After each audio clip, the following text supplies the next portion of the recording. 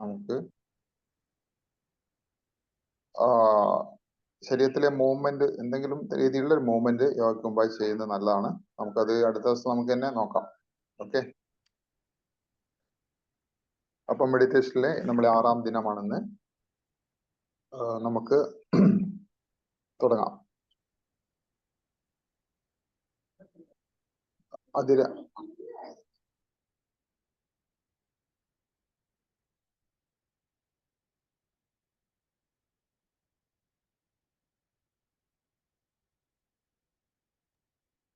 എല്ലാവരും സുഖപ്രദമായ അവസ്ഥയിൽ ഇരിക്കുകയാണ്. നട്ടെല്ല് നിവർത്തി വളരെ കംഫർട്ടബിൾ ആയിട്ടുള്ള പൊസിഷനിൽ ഇരിക്കുന്നു. അതിരാവിലെ നമ്മുടെ പ്രപഞ്ചത്തിലെ ഊർജം നല്ല രീതിയിൽ ഒഴുകുന്ന സമയമാണ്. പ്രപഞ്ചത്തിൽ നിറഞ്ഞു നിൽക്കുന്ന ഈ ഊർജം നമ്മളെ ശരീരത്തിലേക്ക് കണക്റ്റഡ് ആവാനുള്ള ഏറ്റവും പറ്റിയ സമയമാണ് പ്രഭാതം. പ്രപഞ്ചത്തിൽ നിലനിൽക്കുന്ന ഈ ഊർജ സമ്പത്തിനെയാണ് നമ്മൾ പ്രപഞ്ച മനസ്സ് എന്ന് പറയുന്നത്. നമ്മുടെ ചിന്തകൾ, നമ്മുടെ അനുഭവങ്ങൾ ശരീരത്തിലൂടെയും പ്രകാശം ശൂന്യതയിലൂടെ സഞ്ചരിക്കുന്നു എന്ന് പറയാറുണ്ട്. അതുപോലെ ശബ്ദം വായുവിലൂടെ സഞ്ചരിക്കുന്നു.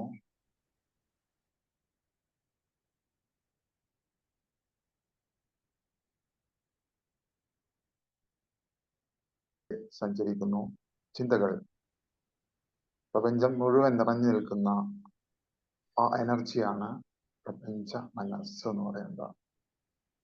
ഈ എനർജിയായിട്ട് നമ്മൾ കണക്റ്റഡ് ആവാൻ പോവുകയാണ്. Thank you universe. വളരെ കംഫർട്ടബിൾ ആയ പൊസിഷനിൽ ഇരിക്കുന്നു. മണ്ഡലമുദ്ര അറിയാം. ഇടത് കൈക്കുള്ളിൽ വലത് കൈ വെച്ച് പെരുവിരൽ കൂട്ടിമുട്ടിക്കുന്നു. നമ്മളിലുള്ള ഊർജം യൂണിഫോമായിട്ട് ഒഴുകാനുള്ള ഒരു ടെക്നിക് കൂടിയാണ് ഈ മണ്ഡല മുദ്ര. നമുക്ക് ശാരീരികമായ അസ്വസ്ഥത തോന്നുമ്പോൾ, മാനസികമായ അസ്വസ്ഥത തോന്നുമ്പോഴൊക്കെ തന്നെ ഈ മണ്ഡല മുദ്രയിൽ വെച്ച് ബ്രീത്തിൽ മാത്രം ഫോക്കസ് ചെയ്താൽ മതി. പെട്ടെന്ന് തന്നെ ആ മാറ്റം കണ്ണടയ്ക്കുമ്പോൾ നിങ്ങൾ ബുദ്ധിമാവും. നട്ടെല്ലെന്ന് പറഞ്ഞിരിക്കുക. ശ്രദ്ധ പതിവ് പോലെ ശ്വാസത്തിലേക്ക് കൊണ്ടുവരിക. വളരെ സ്വാഭാവികമായ ശ്വാസം.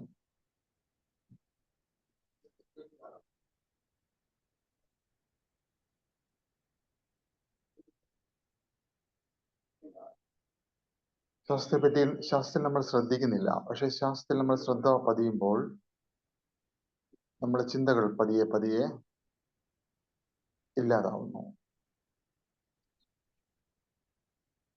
ആ എനർജിയിൽ നമ്മൾ ശ്രദ്ധിക്കുന്നു.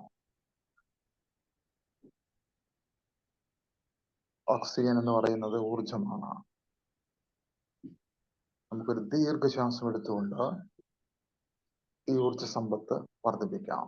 Take a long breath.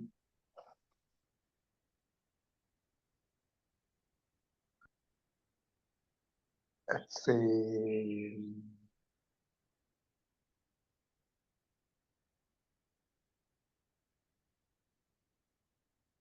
Take another long breath.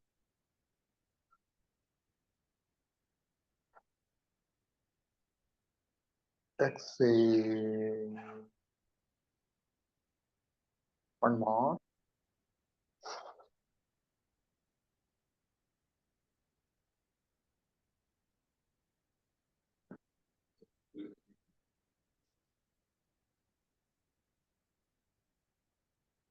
പ്രപഞ്ചത്തിൽ നിന്നുള്ള ഊർജത്തിന്റെ ഒഴുക്ക് ആരംഭിച്ചിട്ടുണ്ട്. ആ ഒഴുക്ക് ശ്വാസത്തിലൂടെ നമ്മുടെ ശരീരത്തിനകത്തേക്ക് പ്രവേശിക്കുകയാണ്. ശ്വാസം പുറത്തേക്ക് വിടുമ്പോൾ നമ്മുടെ ശരീരത്തിൽ അവിടെ കെട്ടിക്കിടക്കുന്ന എല്ലാ നെഗറ്റീവ് എനർജിയും ഉച്ഛ്വാസവായുവിനോടൊപ്പം പുറത്തേക്ക്.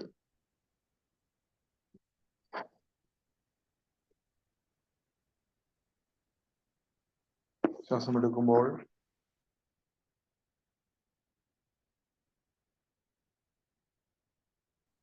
നെഞ്ചിന്റെ ഭാഗം ഉയരുന്നതായിട്ടും നാം അറിയുന്നു.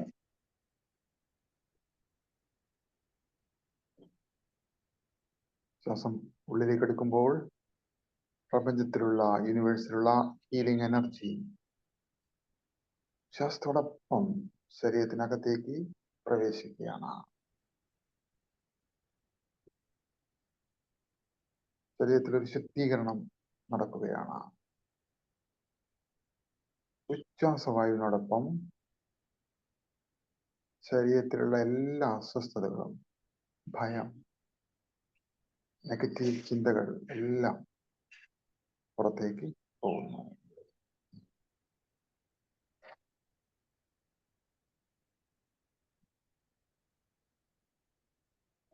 ശ്രദ്ധ ശ്വസനത്തിൽ തന്നെ തുടരട്ടെ.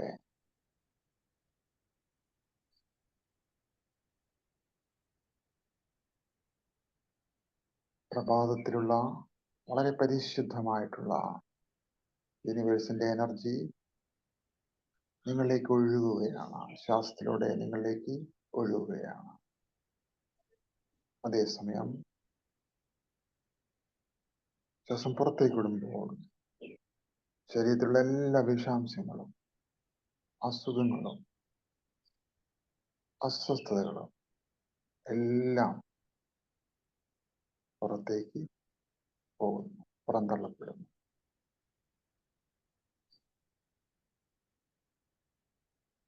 നിങ്ങൾ കൂടുതൽ കൂടുതൽ വിശ്രമാവസ്ഥയിലേക്ക് പ്രവേശിക്കുന്നു. നിങ്ങൾ കൂടുതൽ കൂടുതൽ സുഖകരമായ അവസ്ഥയിലേക്ക് പ്രവേശിക്കുന്നു. മുഖത്തൊരു ചെറു പുഞ്ചിരി വിടരട്ടെ.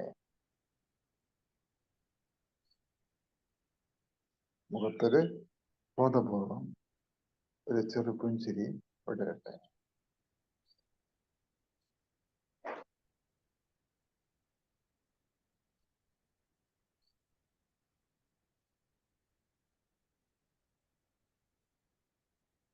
വിശ്രമാവസ്ഥ വർദ്ധിക്കുകയാണ്. പാദം മുതൽ മുട്ട് വരെയുള്ള ഭാഗം അയഞ്ഞയഞ്ഞു വരികയാണ്.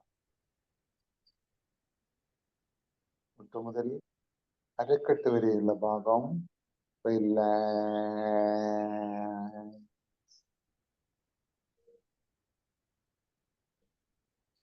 അരക്കെട്ട് മുതൽ കഴുത്ത് വരെയുള്ള ഭാഗം അയഞ്ഞ് അയഞ്ഞു വരുന്നു. ഇരു കൈകളും അയഞ്ഞിരിക്കട്ടെ. കഴുത്തിന്റെ ഭാഗം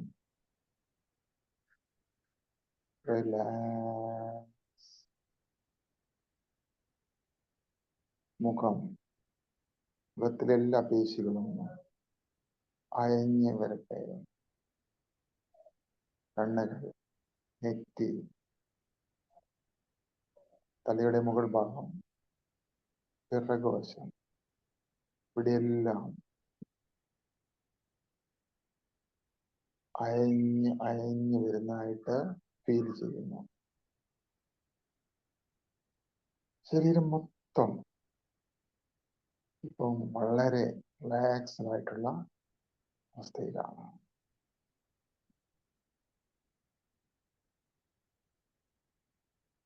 സ്വാഭാവികമായ ശ്വാസത്തിൽ തന്നെ ശ്രദ്ധ തുടരുന്നു. ശരീരാവയവങ്ങളിലേക്ക് നമുക്ക് ശ്രദ്ധ കൊണ്ടുവരിക. നിങ്ങളുടെ ആന്തരിക അവയവങ്ങളെല്ലാം സുഖപ്പെട്ടുകൊണ്ടിരിക്കുകയാണ്. വളരെ സുഖകരമായ അവസ്ഥയിൽ പ്രവർത്തിച്ചുകൊണ്ടിരിക്കുകയാണ്.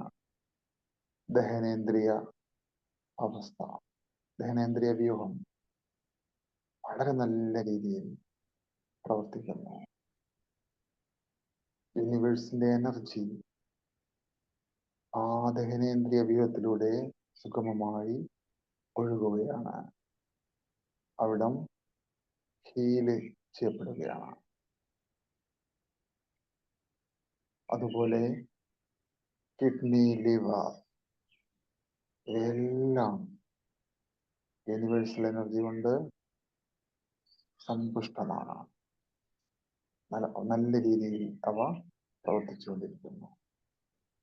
Thank you universe. Thank you God. നിങ്ങളുടെ നെർവസ് സിസ്റ്റത്തിലൂടെ ആ യൂണിവേഴ്സൽ എനർജി സുഗമമായി ഒഴുകുകയാണ്. തൽഫലമായി എല്ലാ ഞരമ്പുകളും സുഗമമായി പ്രവർത്തിക്കുന്നു. ആ എനർജിയെ പമ്പ് ചെയ്യുന്നത് നമ്മുടെ ഹൃദയമാണ്. ഹൃദയവും വളരെ നല്ല രീതിയിൽ പ്രവർത്തിച്ചുകൊണ്ടിരിക്കുന്നു.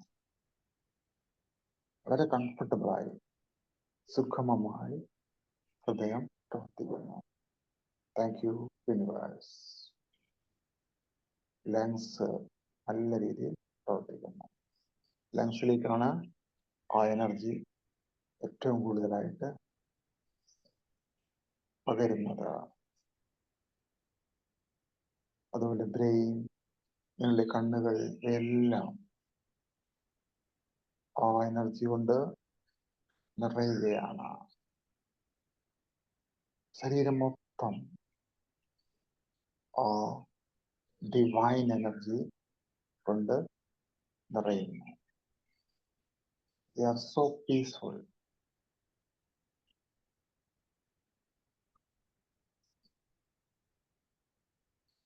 ഈ ഒരു ആന്തരിക സമാധാനമാണ് ഏറ്റവും പ്രധാനം. ഇത് ഈ ദിവസം മുഴുവൻ നിലനിർത്താൻ നമുക്ക് കഴിയും.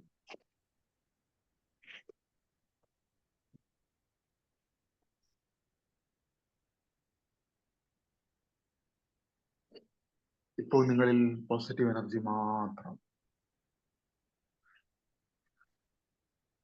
നിങ്ങൾ ശ്വാസത്തിലൂടെ എടുക്കുന്നത് പോസിറ്റീവ് എനർജി, ശരീരത്തിൽ നിന്നും ഉച്ഛ്വാസവായുവിലൂടെ പുറത്തേക്ക് വിടുന്നതും പോസിറ്റീവ് എനർജി. ആ ഡിവൈൻ എനർജി നിങ്ങളുടെ ശരീരത്തിൽ നിറഞ്ഞ് കവിയുകയാണ്. ആ ഊർജം നമ്മളിലൂടെ ഒഴുകിക്കൊണ്ടിരിക്കുന്നു. അതുകൊണ്ടാണ് നമ്മൾ അത്രയ്ക്ക് പീസ്ഫുൾ ആയിട്ടുള്ള അവസ്ഥയിലേക്ക് മാറാൻ കഴിഞ്ഞത്.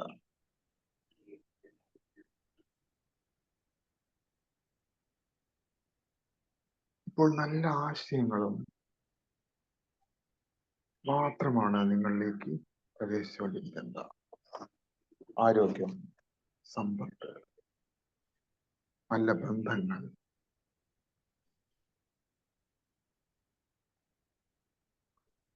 കുടുംബാംഗങ്ങൾ, ഇവരുമായെല്ലാം നിങ്ങൾ നല്ല രീതിയിൽ ഉള്ള ഒരു ബന്ധമാണ്. നിങ്ങളുടെ ലവ് ടാങ്ക് നിറഞ്ഞിരിക്കുന്നു. അതുകൊണ്ട് സർവചരാചരങ്ങളോടും നിങ്ങൾക്ക് സ്നേഹത്തോടെ മാത്രമേ പെരുമാറാൻ കഴിയുകയുള്ളൂ.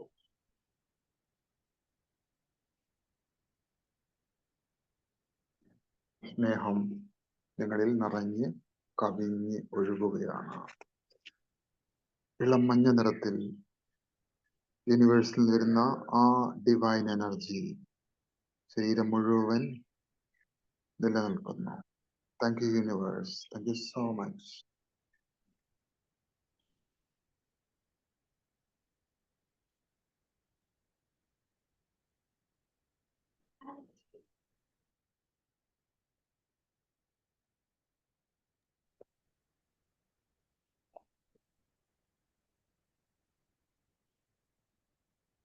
ശാന്തി, സമാധാനം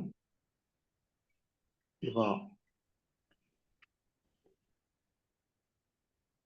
അനുഭവപ്പെടുകയാണ്. ഇവ മാത്രം ഈ ഒരു അവസ്ഥ കൈവരിക്കാൻ സഹായിച്ചതിന് ദൈവത്തിന് നന്ദി പറയുന്നു. നല്ല ആരോഗ്യവും സമ്പത്തും പ്രദാനം ചെയ്യാൻ നമുക്ക് കഴിയും. അതിന് യൂണിവേഴ്സിന് നന്ദി പറയുന്നു.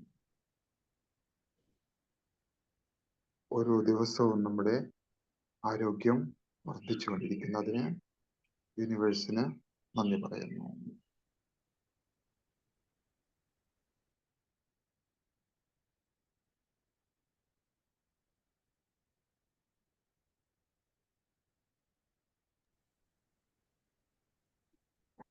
നമ്മുടെ ശ്രദ്ധ പതുക്കെ, വളരെ പതുക്കെ സ്വാഭാവികമായ ശ്വാസത്തിലേക്ക് പോകുന്നു.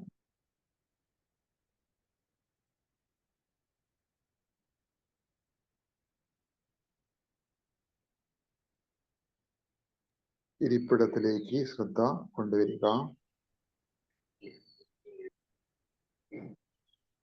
ശരീരഭാഗങ്ങളിലേക്കെല്ലാം, കാല്, കൈകൾ, ശ്രദ്ധ കൊണ്ടുവരിക.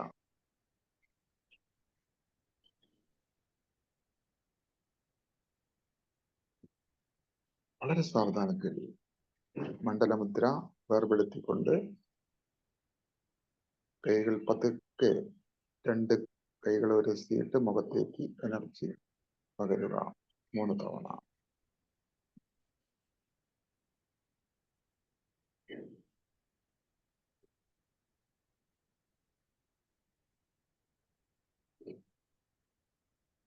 നമ്മുടെ ഓരോ കോശവും ഇപ്പോൾ ആരോഗ്യത്തോടും സന്തോഷത്തോടും കൂടി സ്പന്ദിക്കുന്നത് ഫീൽ ചെയ്യുന്നു.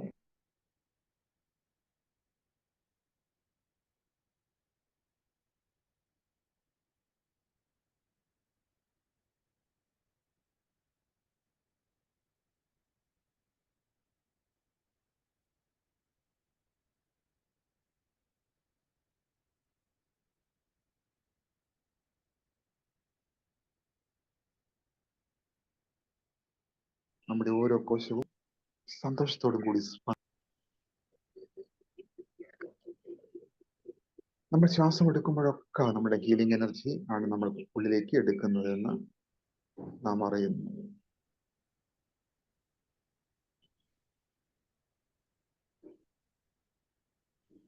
നമ്മളിലേക്ക് ഒഴുകുന്ന, എന്നിലേക്ക് ഒഴുകുന്ന അനുഗ്രഹങ്ങളുടെ സമൃദ്ധമായ ഒഴുക്കിന് നന്ദി പറയുക.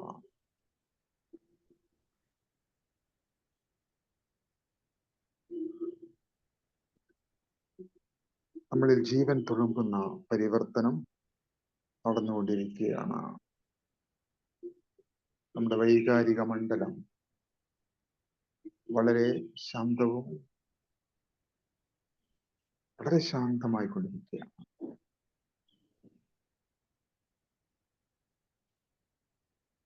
ഓരോ ദിവസവും നാം എല്ലാ രീതിയിലും മെച്ചപ്പെട്ടുകൊണ്ടിരിക്കുകയാണ്. ഓരോ ദിവസവും നാം എല്ലാ രീതിയിലും മെച്ചപ്പെട്ടുകൊണ്ടിരിക്കുകയാണ്. Day by day, in every way, I am getting better and better. പ്രപഞ്ചത്തിലെ സർവ്വചരാചരങ്ങളും എൻ്റെ വിജയത്തിനായി കാതോർക്കുകയാണ്.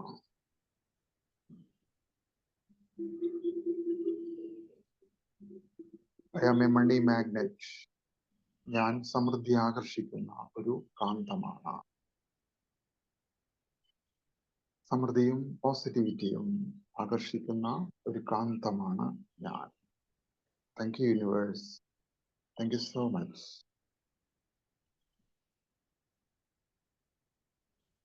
Thank you all. Thank you all. വളരെ സുന്ദരമായ ഒരു ദിവസം ആശംസിക്കുകയാണ്. Wish you a wonderful day. Thank you, universe. Thank you, and over to you, Bhaji sir. Thank you. Thank you, Sai sir. Thank you. അപ്പോൾ നല്ല അടിപൊളി meditation. Thank you very much. അപ്പോൾ ഇനി അടുത്തത് നമ്മുടെ റീഡിംഗ് ടെക്നിക്കാണ്. Faisal sir, over to you sir. Thank you. Thank you. Very good morning. Morning. Okay. Sai sir എവിടെ പോകാനുള്ള തിരക്കിൽ പോലും വളരെ സമാധാനത്തോടു കൂടി നമ്മളെ ആസ്വദിപ്പിച്ച് ആണ് മെഡിറ്റേഷൻ ചെയ്തത്. എനിക്ക് തോന്നുന്നു Yes, sir. 6 മണിക്ക് ബസ് തോന്നുന്നു. എന്നാലും സമയം വളരെ അടുത്തു. എന്നിട്ട് പോലും വളരെ കാമായിട്ടാണ് ലാൻഡ് ചെയ്തത്. Thank you sir. Thank you, sir. Thank you. Okay then അപ്പോ പതിവ് പോലെ യെസ് എന്ന് ടൈപ്പ് ചെയ്യുക. സ്റ്റാർട്ടിന്റെ യെസ്, തുടങ്ങാം എന്ന രീതിയിൽ.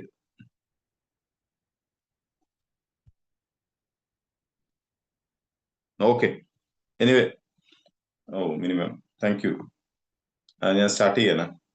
ഇന്നലെ സംസാരിച്ച പോലെ അതിനു മുൻപ് സബ് വോക്കലൈസേഷനെ കുറിച്ച് നമ്മൾ സംസാരിച്ചു. അതുപോലെ റീഡിംഗ് സെറ്റ്സ്, റീഡിംഗ് ബ്ലോക്സിനെ കുറിച്ച് സംസാരിച്ചു. ചങ്കിങ് മെത്തേഡ്, ഇതൊക്കെ നിങ്ങളുടെ വായനയിൽ ഉൾപ്പെടുത്തിയിട്ടുണ്ടാവും. എലിമിനേറ്റിംഗ് മെത്തേഡ്, അതായത് ആവശ്യമില്ലാത്ത ഭാഗങ്ങൾ ഒഴിവാക്കുന്ന ഒരു രീതിയാണ്. Then skimming method, scanning method, പിന്നെ ഒരു 80-20 റൂള് കൂടി അതിനോട് ചേർത്ത് പറഞ്ഞിട്ടുണ്ടായിരുന്നു. ഇന്ന് നമ്മൾ കടക്കുന്നത്, ഞാൻ വീണ്ടും പറയുന്നത്, അതാത് ദിവസം പറയുന്ന ടെക്നിക്കുകൾ അതാത് ദിവസത്തെ വായനയിൽ നിങ്ങൾ എക്സ്പീരിയൻസ് ചെയ്ത് നോക്കുക, അല്ലെങ്കിൽ എക്സ്പെരിമെന്റ് ചെയ്ത് നോക്കുക. പറ്റുമെങ്കിൽ അതൊന്ന് പ്രാക്ടീസ് ചെയ്യുക. പറ്റുമെങ്കിലല്ല, ഒന്ന് പ്രാക്ടീസ് ചെയ്യുക. എന്നാൽ മാത്രമാണ് അത് എങ്ങനെയാണത് വർക്ക്. കാരണം എല്ലാവർക്കും ഒരുപോലെ ആയിരിക്കണം എന്നില്ല, എല്ലാ പുസ്തകങ്ങളും ഒരേ അനുഭവമായിരിക്കണം എന്നില്ല. അപ്പൊ അതൊന്ന് പ്രാക്ടീസ് ചെയ്ത് നോക്കുക. ഇന്ന് പറയുന്ന ആദ്യത്തെ പോയിന്റ് ഇതാണ്, റിഗ്രഷൻ കുറയ്ക്കുക എന്നുള്ളതാണ്. നമുക്ക് അങ്ങനെ ഒരു ശീലമുണ്ട്, ഇടയ്ക്കിടെ പുറകോട്ട് പോകുന്ന ഒരു ശീലമുണ്ട്. അതായത് നമ്മളിപ്പോ വായിച്ചുകൊണ്ടിരിക്കുന്ന സമയത്ത് എന്താണ് റിഗ്രഷൻ കുറയ്ക്കുക എന്ന് പറഞ്ഞാല്, വായിച്ച അതേ വരി അർത്ഥം മനസ്സിലായില്ല എന്ന് തെറ്റിദ്ധരിച്ചുകൊണ്ട് നമ്മൾ വീണ്ടും പുറകോട്ട് പോയിട്ട് വായിക്കുന്ന ഒരു രീതിയാണ്. ചിലര് 1, 2, 3 പ്രാവശ്യം വായിക്കാറുണ്ട്. ഒരുപക്ഷെ മനസ്സിലാക്കാത്തോണ്ടായിരിക്കും, അല്ലെങ്കിൽ അർത്ഥം മനസ്സിലാകാത്തോണ്ടായിരിക്കാം. അതില് എന്താ പറയാ, കുറ്റപ്പെടുത്താനൊന്നുമില്ല. പലർക്കും പലതരം വായനയാണ്. എന്നിരുന്നാലും ഈ റിഗ്രഷൻ കുറച്ചാലാണ് നമുക്ക് സ്പീഡ് റീഡിങ്ങിന്, അതായത് സാധാരണ വായനക്കല്ല, സ്പീഡ് റീഡിങ്ങിന് അത് ഗുണം ചെയ്യണമെങ്കിൽ നമ്മൾ ഏറ്റവും കുറയ്ക്കേണ്ടത് എന്താണ്? ഈ റിഗ്രഷൻ കുറയ്ക്കലാണ്.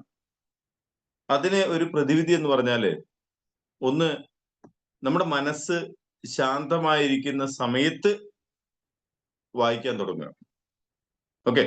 2, ഈ തിരക്കുള്ള സ്ഥലം അല്ലെങ്കിൽ ഈ ശബ്ദ മലിനീകരണമുള്ള സ്ഥലത്തിരുന്ന് വായിക്കാതിരിക്കുക. ഇങ്ങനെ ചെയ്യുമ്പോഴാണ് നമുക്ക് പലപ്പോഴും ഈ പുറകോട്ട് പോകേണ്ട ഒരു ആവശ്യം വരുന്നത്. മനസ്സിലായോ? വളരെ സിമ്പിൾ ആണ്, കൂടുതലൊന്നും പറയാനില്ല. റിഗ്രഷൻ കുറയ്ക്കുക. നിങ്ങൾ വായിക്കുന്ന സമയത്ത് അതേ വരി വീണ്ടും വീണ്ടും വായിക്കുന്നത് കുറയ്ക്കുക. ഇതൊന്നും ഒരു ദിവസത്തിൽ നടക്കുന്നതല്ല കേട്ടോ.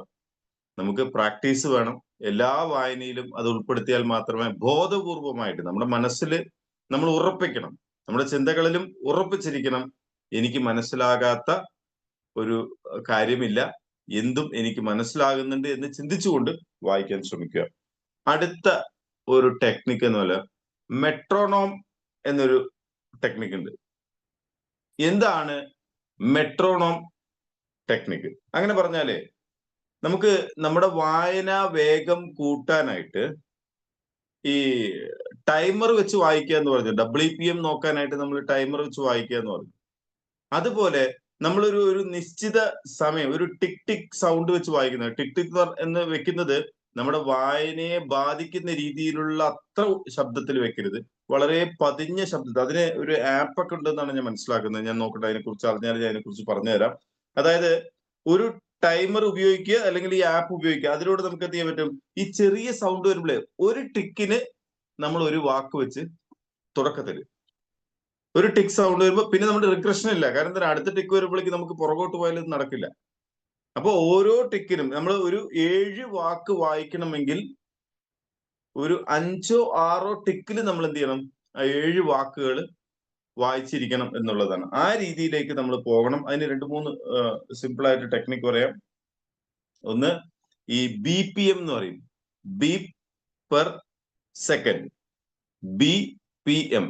അതായത് നമ്മൾ സെറ്റ് ചെയ്യുമ്പോൾ തന്നെ എന്ത് ചെയ്യുക, ഈ 60 ബീപ്പ് സെറ്റ് ചെയ്യുക. അപ്പൊ 1 സെക്കൻഡിൽ 1 ബീപ്പ് വെച്ചടിക്കും. അപ്പോ ഈ 60 ബീപ്പിൽ നമ്മൾ 60 വാക്കുകൾ തുടക്കത്തിൽ കേട്ടോ, ഇത് നമ്മൾ പരീക്ഷിക്കുന്ന സമയത്തുള്ള കാര്യം പറയാണ്. അപ്പോൾ നമ്മൾ 60 വാക്കുകൾ വായിച്ചിരിക്കും. പിന്നെ വാക്കുകൾ മാറി നമ്മൾ വരികളാക്കാൻ ശ്രമിക്കണം എന്നാണ് സ്പീഡ് റീഡിംഗിൽ പറയുന്നത്. മനസ്സിലാകുന്നുണ്ടോ? വാക്കുകൾ മാറ്റി നമ്മൾ വരികളാക്കാനായിട്ട് ശ്രമിക്കണം. അതായത് ഒരു ബീപ്പിൽ നമ്മൾ ഒരു വരി ഒറ്റ നോട്ടത്തിൽ വായിച്ചിരിക്കണം എന്നുള്ളതാണ്. കേൾക്കുമ്പോൾ കുറച്ച് ബുദ്ധിമുട്ടൊക്കെ ഉണ്ടാവും. എന്നിരുന്നാലും നമ്മൾ പ്രാക്ടീസ് ചെയ്താൽ നടക്കാത്തതായിട്ട് ഒന്നുമില്ല. ഇങ്ങനെ ചെയ്യുമ്പോൾ എന്താ സംഭവിക്കുക? റിഗ്രഷനും കുറയും. ഈ സബ് വോക്കലൈസേഷനെ കുറിച്ച് നമ്മൾ സംസാരിച്ചല്ലോ. നമ്മുടെ ഉള്ളിലും വായിക്കും, നമ്മൾ പുറമേയും വായിക്കുന്നു. അത് നമുക്ക് കുറയ്ക്കാനായിട്ട് സാധിക്കും. പിന്നെ അടുത്തത് ഒരു ടെക്നിക്ക് കൂടി പറയാം. പേസിംഗ് ടെക്നിക് എന്ന് പറയും അല്ലെ. നമ്മൾ ഒരു നിശ്ചിത ഒരു സ്പീഡിൽ നമ്മൾ പോകാറില്ലേ. അപ്പൊ നമ്മൾക്ക് ആ ഒരു സ്പീഡ് നിലനിർത്തണം എന്നുള്ളതാണ് പറയുന്നത്. അതിൽ പ്രധാനമായിട്ട് പറയുന്നത് ഈ ഞാൻ മുൻപ് സൂചിപ്പിച്ച പോലെ ഒരു വരിയുടെ താഴെ പേനയോ അല്ലെങ്കിൽ പെൻസിലോ വിരലോ ഒരു വെച്ച് വായിക്കുന്ന സമയത്ത് നമ്മുടെ കണ്ണ് ആ താളത്തിനനുസരിച്ച് പിന്തുടരുമെന്നുള്ളതാണ്. നമ്മൾ ആ പെൻ അല്ലെങ്കിൽ പെൻസിൽ എന്തുമാകട്ടെ, ഒരു ചെറിയൊരു വടി ആയാലും കുഴപ്പമില്ല, നമ്മളത് ഉപയോഗിക്കുന്ന സമയത്ത് ആ താളത്തിനനുസരിച്ച് നമ്മുടെ കണ്ണ് പിന്തുടർന്ന് പോകുമെന്നുള്ളതാണ്. ഒന്ന് രണ്ട് കാര്യങ്ങൾ പറയാം. ഒന്ന്, ഇത് പരീക്ഷണം നടത്തുമ്പോൾ ഒന്നുമില്ലെങ്കിൽ അറിയുന്ന എളുപ്പത്തിലുള്ളൊരു പുസ്തകമായിരിക്കണം കേട്ടോ. അല്ലെങ്കിൽ നമ്മൾ ഒരു പ്രാവശ്യം വായിച്ചൊരു പുസ്തകമായിരിക്കണം. അല്ലെങ്കിൽ ഒന്നും നമുക്ക് ഈ ഒരു സംഭവം ചെയ്യാൻ പറ്റില്ല. കാരണം എന്താ അറിയോ, ഒറ്റ കാഴ്ചയിൽ നമ്മൾ ചെയ്യാൻ പോകുന്നത് ഒരു വാക്കല്ല നോക്കാൻ പോകുന്നത്. ഒരു പക്ഷെ ഒരു വരി അല്ലെങ്കിൽ 2 or 3 വരികളാണ് ഒരു ഐ സ്പാനിൽ നമ്മൾ നോക്കാനായിട്ട് പോകുന്നത്. ഇങ്ങനെ ചെയ്യുമ്പോൾ നമുക്കത് പരിചയമില്ലാത്തൊരു പുസ്തകമാണെങ്കിൽ ഒരുപക്ഷെ ഒന്നും മനസ്സിലാവില്ല. പിന്നെ വായന കൊണ്ട് തന്നെ ഒരു ഗുണം ഉണ്ടാവില്ല. നമ്മൾ വായിക്കുന്നത് എന്തിനാണ്? നമുക്ക് അതിലുള്ള കോണ്ടന്റ് നമുക്ക് മനസ്സിലാകും. അല്ലാതെ നമ്മൾ ആരുടെ ജയിച്ച അവാർഡ് വാങ്ങാനല്ല വായിക്കുന്നത്. ഞാൻ ഇത്ര പെട്ടെന്ന് വായിച്ചു തീർത്തു എന്ന് ആരും നമ്മൾ കാണിക്കേണ്ടതില്ല.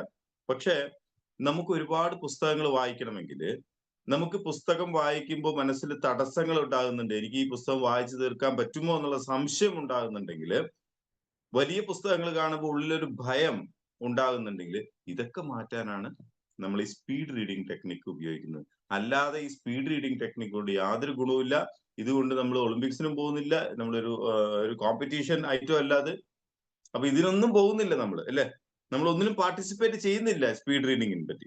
പക്ഷെ ഇത് നമുക്കുള്ളിലുള്ള ഒരു കോമ്പറ്റീഷൻ ആണ്. കാരണം ഞാൻ എന്നോട് മത്സരിച്ചുകൊണ്ടിരിക്കും.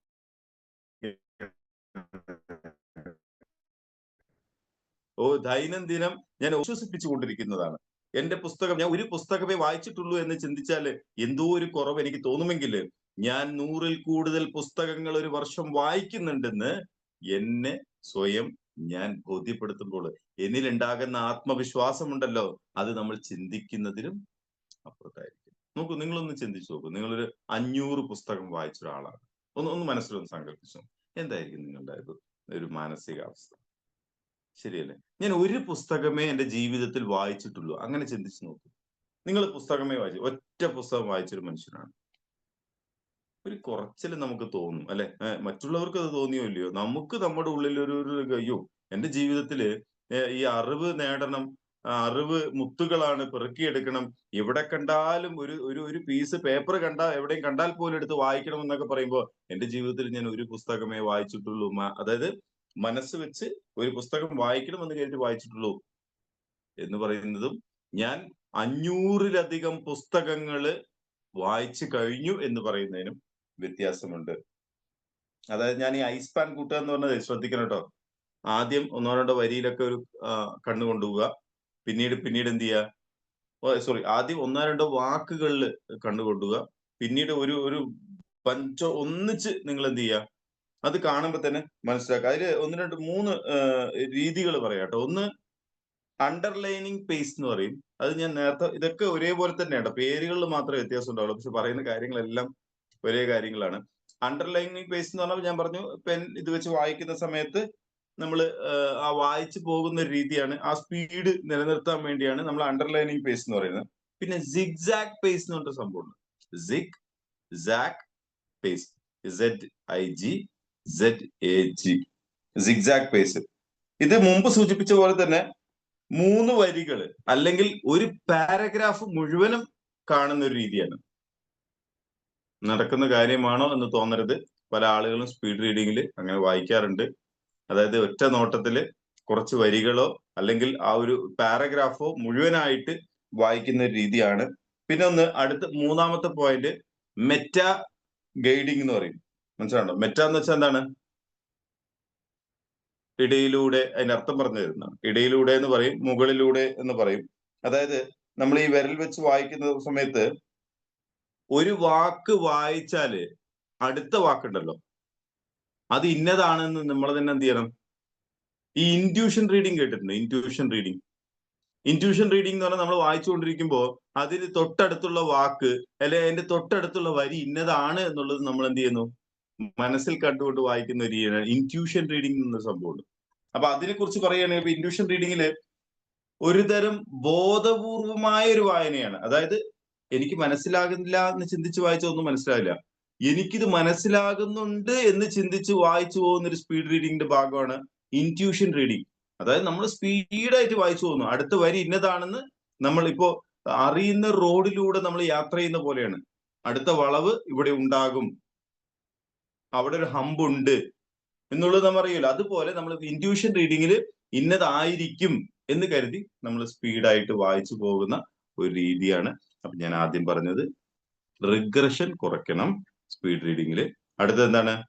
മെട്രോണോം ടെക്നിക്ക് ഉപയോഗിക്കണം. അതായത് ടിക് ടിക് സൗണ്ട് ഉപയോഗിച്ച് ഒരു മിനിറ്റില് 60 BPM അല്ലെങ്കിൽ 70 BPM വരുന്ന രീതിയിൽ നമ്മൾ സെറ്റ് ചെയ്യണം. ദെൻ പേസിംഗ് ടെക്നിക്ക് നമ്മളുടെ സ്പീഡിന്. അതിൽ 3 കാര്യങ്ങളാണ് പറഞ്ഞത്. ഒന്ന് അണ്ടർലൈനിങ് പേസ്, സിഗ് സാഗ് പേസ്, പിന്നെന്താണ്? Meta guiding. അതിന്റെ കൂടെ ഇൻറ്റ്യൂഷൻ റീഡിങ് കൂടി ഞാൻ ചേർത്ത് പറഞ്ഞിട്ടുണ്ട്. അപ്പോൾ ഇന്നത്തെ വായനയിൽ തീർച്ചയായിട്ടും ഈ കാര്യം നിങ്ങൾ ഉൾപ്പെടുത്തുക. Thank you so much. Over to you bye sir. Thank you Faisal sir. ഒരുപാട് നല്ല നല്ല ടെക്നിക്കുകളാണ് പറഞ്ഞത്. എനിക്ക് ഈ ഒരു പ്രശ്നം ഉണ്ടാകാറില്ല സാർ പറഞ്ഞതുപോലെ. കാരണം നമ്മളിങ്ങനെ സ്പീഡ് റീഡ് ചെയ്യുമ്പോൾ കുറച്ച് അങ്ങോട്ട് പോകുമ്പോൾ അയ്യോ ആ പോയിന്റ്, മുമ്പിലത്തെ പോയിന്റ് നമ്മളങ്ങ് ആദ്യം അങ്ങോട്ടേക്ക് പോകും. ഇതിന് ആദ്യം അപ്പൊ പിന്നെ എടുക്കുകയായിരിക്കും ഇതങ്ങനെ. അപ്പൊ സാറ് പറഞ്ഞത് വളരെ കറക്റ്റ് ആണ്.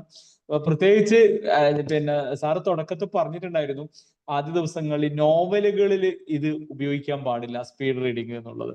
പലപ്പോഴും ഇത് എനിക്ക് സംഭവിക്കാറ് ഈ നോവലിലാണ്. കാരണം വലിയ ബുക്കൊക്കെ കാണുമ്പോൾ നമ്മൾ കുറെ അങ്ങോട്ടേക്ക് പോകുമ്പോൾ നമ്മൾ ഒരു 3-4 പേജൊക്കെ സ്കിപ്പ് ചെയ്തിട്ട് വായിക്കുമ്പോൾ പിന്നെ ആ കഥ മനസ്സിലാക്കാൻ, അപ്പോഴാണ് ആ കഥാസന്ദർഭം കേൾക്കുമ്പോൾ ഇതിന് മുമ്പിൽ എന്താ സംഭവിച്ചതെന്ന് അറിയാൻ വേണ്ടി ആദ്യം. അത് സത്യം നോവലിൽ അത് നടക്കില്ല എന്നുള്ളത് സാർ ആദ്യം പറഞ്ഞിരുന്നു. So thank you very much sir. അതേപോലെ തന്നെ ഇന്ന് സാറ് പറഞ്ഞത് പിന്നെ വായനയെ പറ്റിയിട്ട് നമ്മളുടെ നല്ലൊരു ശീലങ്ങളിൽ ഒന്നാണ് വായന എന്ന് പറയുന്നത്. ഇത് പറയുമ്പം ശീലങ്ങളിൽ കോമ്പൗണ്ട് ഇഫക്റ്റ് ഉണ്ട് എന്ന് പറഞ്ഞ ഒരു പുസ്തകമാണ് അറ്റോമിക് ഹാബിറ്റ്സ് എന്ന് പറയുന്ന ഒരു പുസ്തകം. ജെയിംസ് ക്ലിയർ എഴുതിയ വളരെ മനോഹരമായ ഒരു പുസ്തകമാണ് അറ്റോമിക് ഹാബിറ്റ്സ്. അതിൽ ആ പുസ്തകത്തിൽ നിന്ന് എനക്ക് കിട്ടിയ ഒരു കാര്യം, ഈ കോമ്പൗണ്ട് ഇഫക്റ്റ്, നമ്മൾ കോമ്പൗണ്ട് ഇൻട്രസ്റ്റ് എന്നൊക്കെ നമ്മൾ മണി മാനേജ്മെന്റിലൊക്കെ കേട്ടിട്ടുണ്ട്. പക്ഷെ കോമ്പൗണ്ട് എഫക്ട് ശീലങ്ങളിലും ഉണ്ട് എന്ന് ആദ്യമായിട്ട് പറഞ്ഞത് എന്താ. പിന്നെ അതിന് സ്പെഷ്യൽ ആയിട്ട് ഒരു ബുക്കൊക്കെ പിന്നെ കണ്ടു, കോമ്പൗണ്ട് ഇഫക്റ്റ് എന്ന് പറഞ്ഞൊരു ബുക്കൊക്കെ കണ്ടു. കാരണം ആദ്യം ഈ ബുക്കിന്റെ കോമ്പൗണ്ട് ഇഫക്റ്റ് എന്ന് കണ്ടപ്പോൾ ഞാൻ വിചാരിച്ചത് പല ഫൈനാൻസ് ബുക്കായിരിക്കും എന്ന് കരുതി. പിന്നെ അറ്റോമിക് ഹാബിറ്റ്സ് വായിച്ച് ഇതിന് കോമ്പൗണ്ട് ഇഫക്റ്റ് എന്ന് പറയുന്ന ഒരു കൺസെപ്റ്റ് നമ്മുടെ ശീലങ്ങൾക്ക് ഉണ്ട് എന്ന് കണ്ടപ്പോഴാണ് പിന്നീടാണ് ഞാൻ ആ കോമ്പൗണ്ട് ഇഫക്റ്റും കൂടി വായിച്ചത്.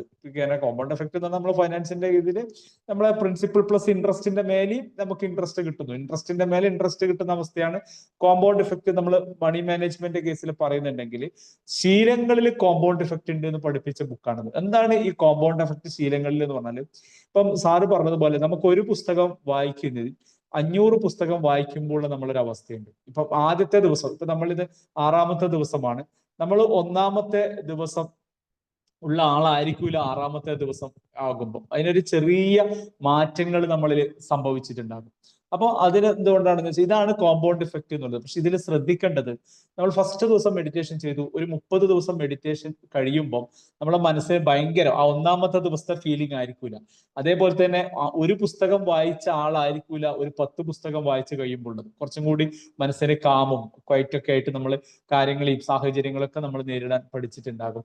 ഇതാണ് കോമ്പൗണ്ട് ഇഫക്റ്റ് എന്ന് പറയുന്നത്. നമ്മൾ ഒരു നല്ല ശീലങ്ങൾ നമ്മൾ കണ്ടിന്യൂ ചെയ്യുമ്പോൾ നമുക്ക് കോമ്പൗണ്ട് ഇൻട്രസ്റ്റ് പോലെ തന്നെ കോമ്പൗണ്ട് ഇഫക്റ്റിലാണ് ആ ശീലങ്ങൾ നമുക്ക് ഗുണം തരുന്നത് എന്നുള്ളതാണ്. ഇതിന്റെ ഏറ്റവും വലിയൊരു പ്രശ്നം എന്ന് പറയുന്നത് ദുശീലങ്ങൾക്കും ഇതുണ്ട് എന്നുള്ളതാണ്.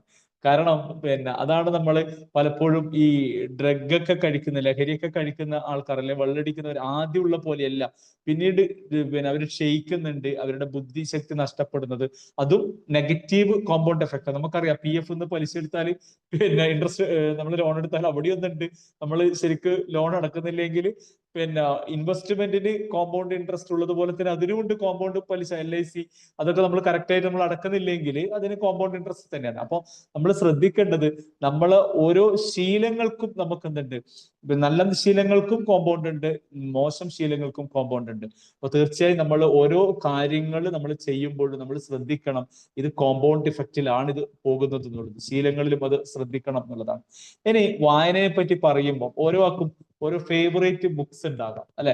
എന്നെ സ്വാധീനിച്ച ബുക്ക് ഇതാണ്, എന്നെ സ്വാധീനിച്ച ബുക്ക് ഇതാണ്. ഞാൻ ആദ്യമായി വായിക്കുന്നത് എനിക്ക് തോന്നുന്നു ഡിഗ്രി പഠിക്കുമ്പോൾ, അന്നേരൊക്കെ ഈ ചെറിയ ബാലരമ ഒക്കെ വായിക്കുന്നുണ്ടെങ്കിൽ ഡിഗ്രി പഠിക്കുമ്പോൾ രണ്ടാം ഊഴം എന്ന് പറയുന്ന MTന്റെ ഫേമസ് ആയ ഒരു പുസ്തകമാണ് അത് വായിച്ചത്. അത് വായിച്ചപ്പോഴാണ് ഭീമൻ എന്ന് പറയുന്ന ഒരു കഥാപാത്രത്തെ ഇത്രയും നന്നായിട്ട് അവതരിപ്പിച്ചു. കാരണം MTന്റെ ഒരു സ്വഭാവം എനിക്ക് തോന്നുന്ന ഒരു പ്രത്യേകതയാണ്, തഴയപ്പെട്ട ഒരാളെ ഒന്ന് അയാളിലൂടെ അദ്ദേഹം നോക്കുക എന്നുള്ളത്. ഇത് പറയുമ്പോഴാണ് ഞാൻ ഇന്നലെ മകനോട് സംസാരിച്ചതുപോലെ, നമ്മളുടെ ഒരു ഹിസൈനസ് അബ്ദുള്ള എന്ന് പറയുന്ന ഒരു വളരെ പ്രശസ്തമായ ഒരു സിനിമയുണ്ട്. ആ ഹിസൈനസ് അബ്ദുള്ളയിൽ മോഹൻലാലിന്റെ കഥാപാത്രം നെഗറ്റീവാണ്, നെടുപടി വേണുവിനെ കൊല്ലാൻ വേണ്ടി പോകുന്ന ഒരു കഥാപാത്രമാണ്. ഇത് എഴുതിയത് ലോഹിതദാസ് സാറാണ്. ലോഹിതദാസോട് ഒരു പത്രപ്രവർത്തകൻ ചോദിച്ചു, എന്തുകൊണ്ടാണ് ഈ കഥാപാത്രത്തിന്, ഇപ്പം മോഹൻലാൽ എന്ന കഥാപാത്രത്തിന് ഒരു നെഗറ്റീവ് ഇമ്പാക്റ്റ് കൊടുക്കാൻ കാരണം എന്താണെന്ന് ചോദിച്ചപ്പോ ലോഹിതദാസ് പറഞ്ഞ വളരെ മനോഹരമായ ഒരു മറുപടി, ഒരു പാമ്പ് തവളയെ പിടിക്കാൻ പോകുമ്പോൾ നമ്മളെല്ലാവരും ആ പാമ്പ് തവളയെ പിടിക്കുമ്പോൾ അയ്യോ ആ തവളയുടെ ജീവിതം പോയല്ലോ, അല്ലെങ്കിൽ നമ്മളൊരു കുറുക്കൻ കോഴിയെ പിടിക്കുമ്പോൾ നമ്മളെല്ലാം കോഴീനെയാണ് നമ്മൾ സഹതപിക്കുക, ആ കോഴി ഇതായി എന്നൊക്കെ പറഞ്ഞിട്ട്. പക്ഷേ ആ കുറുക്കന്റെ വിശപ്പ് കൊണ്ടാണ് ആ കോഴിനെ പിടിക്കുന്നുള്ളത്. കുറുക്കന്റെ വിശപ്പിനെ പറ്റി ആരും ചിന്തിക്കുന്നില്ല എന്നുള്ളതാണ്. അപ്പൊ ഒരു എഴുത്തുകാരൻ എന്നുള്ള നിലയിൽ ഞാൻ കുറുക്കന്റെ വിശപ്പിനെ പറ്റി ചിന്തിച്ചു. അപ്പോഴാണ് മോഹൻലാൽ എന്ന കഥാപാത്രത്തിൽ ഒരു നെഗറ്റീവ് സൈഡ് എന്നുള്ള, കാരണം അദ്ദേഹത്തിന്റെ ഒരു സാഹചര്യമാണ് കൊല്ലാൻ വേണ്ടി പോകുന്നത്. ഒരു എഴുത്തുകാരൻ എന്ന് പറയുന്നത് ആ വിശപ്പിനെ പറ്റി എന്താണോ അതിനെപ്പറ്റി ചിന്തിക്കുമ്പോഴാണ് രചനകൾ നടക്കുന്നത് എന്ന് പറയാറുണ്ട്.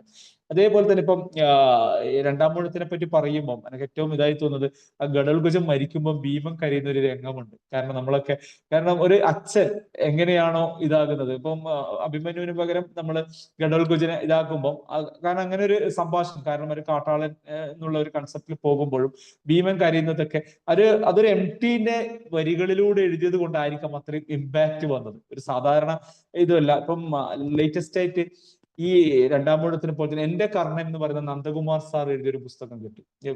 ഫേസ് സാർ കണ്ടോന്നല്ല, വലിയൊരു ബുക്കാണ് അത്, എന്റെ കർണൻ എന്നുള്ളത്. പക്ഷേ ഒരുപാട് വിമർശനത്തിനും ഒക്കെ ഇതായൊരു പുസ്തകമാണ്.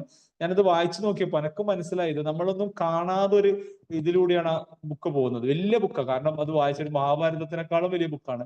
കുന്തി ദേവിയുടെ ആശങ്കകളാണ് അതിൽ പറയുന്നത്. കാരണം നമ്മളിപ്പോ മഹാഭാരതോ അതൊക്കെ വായിക്കുമ്പോൾ അല്ലെങ്കിൽ നമ്മൾ സീരിയലും രാമാനന്ദ സാഗറൊക്കെ, രാമാനന്ദ സാഗറാണ് നമുക്ക് മഹാഭാരതവും രാമായണമൊക്കെ നമുക്ക് ഇൻട്രൊഡ്യൂസ് ചെയ്തുന്ന വ്യക്തി. അപ്പൊ അദ്ദേഹത്തിന്റെ ഒക്കെ കാണുമ്പോൾ നമുക്കൊരിക്കലും കർണന്റെ ഓരോ ചലനത്തിലും കുന്തി ദേവിക്ക് എന്താണ് എഫക്റ്റ് എന്നുള്ളത് നമ്മൾ നോക്കുന്നില്ല, ശ്രദ്ധിക്കുന്നില്ല. പക്ഷെ ഈ ഒരു പുസ്തകത്തിൽ പറയുന്നത് കർണന്റെ ഓരോ എഫക്റ്റിലും കുന്തി ദേവി എന്താണ് ചിന്തിക്കുന്നത്, അതൊരു നല്ലൊരു ഇതായിട്ട് തോന്നി. കാരണം അങ്ങനെ ഉണ്ടാകാം, കാരണം അമ്മയാണ്, ഒരു അധികം ആരും ചിന്തിക്കാത്ത ഒരു ഇതാണ്.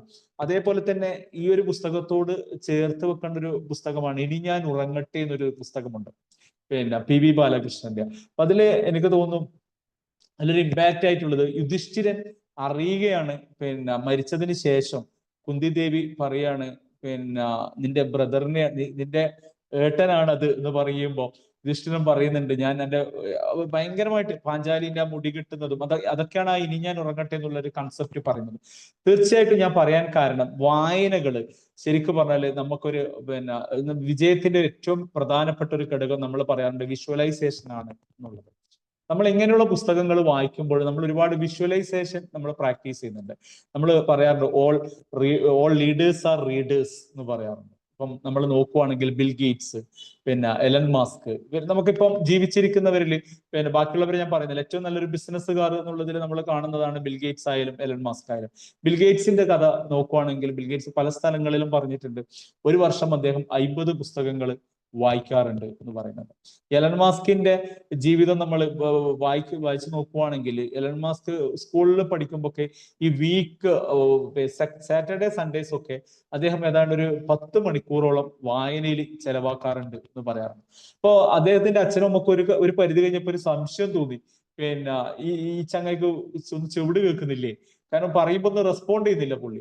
അപ്പോ അദ്ദേഹം അത്രയും ഫോക്കസ്ഡ് ആയിരുന്നു ആ ബുക്കിൽ എന്നുള്ളതാണ്. അപ്പൊ അതുകൊണ്ടാണ് അദ്ദേഹത്തിന് ഇന്ന് ടെസ്ല പോലെ അല്ലെ സ്പേസ് എക്സ് പോലുള്ള കമ്പനികളൊക്കെ അദ്ദേഹത്തിന് ഇതാക്കുന്നത് ആ വായനയിൽ നിന്ന് കിട്ടിയ വിഷ്വലൈസേഷൻ ആണ്. കാരണം എന്തൊക്കെ ചെയ്യണം എന്നുള്ള ഒരു വിഷ്വലൈസേഷൻ. ബിൽ ഗേറ്റ്സ് 2 ആഴ്ച, വർഷത്തിൽ 2 ആഴ്ച അദ്ദേഹം തിങ്ക് വീക്ക് ആയിട്ട് കൊണ്ടാടാറുണ്ട് എന്നുള്ളതാണ്. അതായത് മൊബൈൽ ഫോണ്, നമ്മൾ പലപ്പോഴും പറയാറുണ്ട്, അയ്യോ എനിക്ക് മൊബൈൽ ഇല്ലെങ്കിൽ, പിന്നെ ഇതില്ലെങ്കിൽ എനിക്ക് നടക്കൂല, എന്റെ ജീവിതം ഇതായി പോകും എന്നൊക്കെ പറയാറുണ്ട്. പക്ഷേ മൈക്രോസോഫ്റ്റിന്റെ സ്ഥാപകൻ പിന്നെ 2 ആഴ്ച മൊബൈൽ ഉപയോഗിക്കാറില്ല എന്ന് പറയുമ്പോൾ പിന്നെ അത്രയും വലിയ, നമ്മളൊന്നും അദ്ദേഹത്തെ കമ്പയർ ചെയ്യുമ്പോൾ ഒന്നും ആയിരിക്കൂല. അദ്ദേഹം പിന്നെ നല്ല ഫോറസ്റ്റ് ഏരിയയിലൊക്കെയാണ്. ഡീപ്പ് വർക്ക് എന്നുള്ള ബുക്കിൽ അദ്ദേഹത്തെ അതിൽ പരാമർശിക്കുന്നുണ്ട്. അദ്ദേഹം 2 വീക്സ്, വർഷത്തിൽ 2 ആഴ്ച അദ്ദേഹം എല്ലാ കണക്ടിവിറ്റിയും ഒഴിവാക്കി അദ്ദേഹം പിന്നെ ശാന്തമായിരുന്ന് അദ്ദേഹം എന്താണോ ഈ വർഷം ചെയ്യേണ്ടത് എന്നുള്ളത് തിങ്ക് വീക്കായിട്ട് അദ്ദേഹം ആചരിക്കാറുണ്ട് എന്നുള്ളതാണ്. അപ്പൊ നമ്മളും ഇങ്ങനെയുള്ള കാര്യങ്ങൾ, ഇപ്പം പവർ ഓഫ് സൈലൻസ് എന്നുള്ള ബുക്ക് നമ്മൾ പലപ്പോഴും പിന്നെ ആഴ്ചക്ക് ഒരു ദിവസമെങ്കിലും അല്ലെങ്കിൽ കുറച്ച് സമയമെങ്കിലും നമ്മൾ ഒന്ന് സൈലന്റ് ആയിരുന്ന് എന്താണ് നമുക്ക് വേണ്ടത് എന്നുള്ളത് നമ്മൾ എഴുതുകയാണെങ്കിൽ അല്ലെങ്കിൽ വിഷ്വലൈസേഷൻ ചെയ്യുകയാണെങ്കിൽ, ഇങ്ങനെയുള്ള ബുക്കുകളാണ് നമുക്ക് ഇങ്ങനെയുള്ള പ്രേരണകൾ തരുന്നത്. കാരണം നമ്മളിത് വായിക്കുന്നത് കൊണ്ടാണ് പിന്നെ നമുക്ക് ഇങ്ങനെയൊക്കെ, ഇപ്പൊ ഡീപ്പ് വർക്ക് വായിച്ചപ്പോഴാണ് എനിക്ക് മനസ്സിലായത് ബിൽ ഗേറ്റ്സ് ഇങ്ങനെ ചെയ്യാറുണ്ട് എന്നുള്ളത്. അപ്പൊ ഇങ്ങനെയുള്ള പുസ്തകങ്ങൾ വായിക്കുമ്പോൾ നമുക്ക് എന്ത് ചെയ്യാൻ വേണ്ടി പറ്റും, നല്ല നല്ല ശീലങ്ങൾ നമുക്ക് നമ്മളുടെ ജീവിതത്തിലേക്ക് കൊണ്ടുവരാൻ വേണ്ടി പറ്റും എന്നുള്ളതാണ്. ഇനി വായനയെ കൊണ്ടുള്ള ഒരു ഇതെന്ന് പറഞ്ഞാൽ ഞാൻ സൂചിപ്പിച്ചതുപോലെ വിഷ്വലൈസേഷൻ നടക്കും എന്നുള്ളതാണ്. പിന്നീട് ഇന്നലെ ഞാൻ എനിക്കൊരു ഇഷ്ടപ്പെട്ട ഒരു ബുക്ക് റിവ്യൂസ് ആണ് ജയദേവൻ, ഫൈസൽ സാറിന് അറിയായിരിക്കും, മലപ്പുറംകാരനാണ് ജയദേവ്, നന്നായിട്ട് അറിയായിരിക്കും, നന്നായിട്ട് റിവ്യൂ ചെയ്യുന്ന ഒരു വ്യക്തിയാണ്. അറിയില്ല സാറിനെ? അപ്പൊ അദ്ദേഹത്തിന്റെ ഒരു വീഡിയോ ഞാൻ ഇന്നലെ കണ്ടപ്പോ പിന്നെ അതിൽ അദ്ദേഹം പറയുന്നത്, പിന്നെ നമുക്ക് 10 to 5 പിന്നെ ഓഫീസിൽ പോകാതെ, അത് നന്നായിട്ട്, കാരണം അദ്ദേഹം എപ്പോഴും പുസ്തകം റിവ്യൂ ഒരു മാറ്റിയിട്ടുള്ള ഒരു വീഡിയോ ഞാൻ കണ്ടു. അപ്പൊ അതിൽ അദ്ദേഹം പറഞ്ഞത് 10 to 5 ഓഫീസിൽ ജോലിക്കൊന്നും പോകാണ്ട് നമുക്ക് ഇഷ്ടത്തില് പിന്നെ ജോലി ചെയ്യാൻ എന്ത് പറ്റും എന്നുള്ളത് കുറെ ലിസ്റ്റ് പറഞ്ഞിട്ടുണ്ട്. അതിലൊന്ന് പറഞ്ഞത് നമുക്ക് നന്നായി എഴുതാൻ, റൈറ്റിങ്സ് ഇന്നത്തെ കാലത്ത് നമുക്ക് പിന്നെ അതൊരു, ഇപ്പം സാറൊക്കെ പറഞ്ഞു, അതൊരു നല്ലൊരു വരുമാനം ഉണ്ടാക്കാൻ. കാരണം ഇദ്ദേഹം പറഞ്ഞത് ജോലിക്ക് പോകാതെ പലരും പറയും നിങ്ങൾ ടൈപ്പ് ചെയ്യുക, അതല്ല, നമ്മുടെ സ്കില്ല് ഡെവലപ്പ് ചെയ്തിട്ട് നമുക്ക് വീട്ടിലിരുന്ന് എങ്ങനെയൊക്കെ വരുമാനം കൊണ്ടുവരാം എന്നുള്ളതിൽ ഒന്നാമത്തെ സ്കില്ല് പറഞ്ഞത് എഴുത്താണ്, റൈറ്റിംഗ്. നിങ്ങൾക്ക് എഴുതാനുള്ള കഴിവുണ്ടെങ്കിൽ നിങ്ങൾക്ക് എന്ത് ചെയ്യാൻ വേണ്ടി പറ്റും, പിന്നെ നിങ്ങൾക്ക് വരുമാനം വീട്ടിലിരുന്ന് കൊണ്ട് തന്നെ വരുമാനം ഉണ്ടാക്കാം.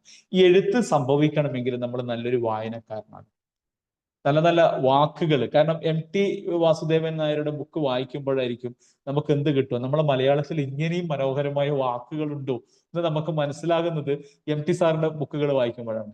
അപ്പൊ നമ്മൾ വായനകൾ നമ്മൾ കൂട്ടുമ്പോഴാണ് നമ്മളുടെ എഴുത്ത് നന്നാകുന്നത്. നമ്മൾ നല്ല നല്ല വാക്കുകൾ നമുക്ക് കിട്ടണമെങ്കിൽ നമുക്ക് എന്ത് ചെയ്യണം, ഒരുപാട് നല്ല വായനകൾ ഉണ്ടായിരിക്കണം എന്നുള്ളതാണ്. അപ്പൊ ഒരു എഴുത്തുകാരനാകാൻ, കാരണം ഫൈസൽ സാർ പറഞ്ഞ ഇന്ന് ആർക്കും എഴുതാം.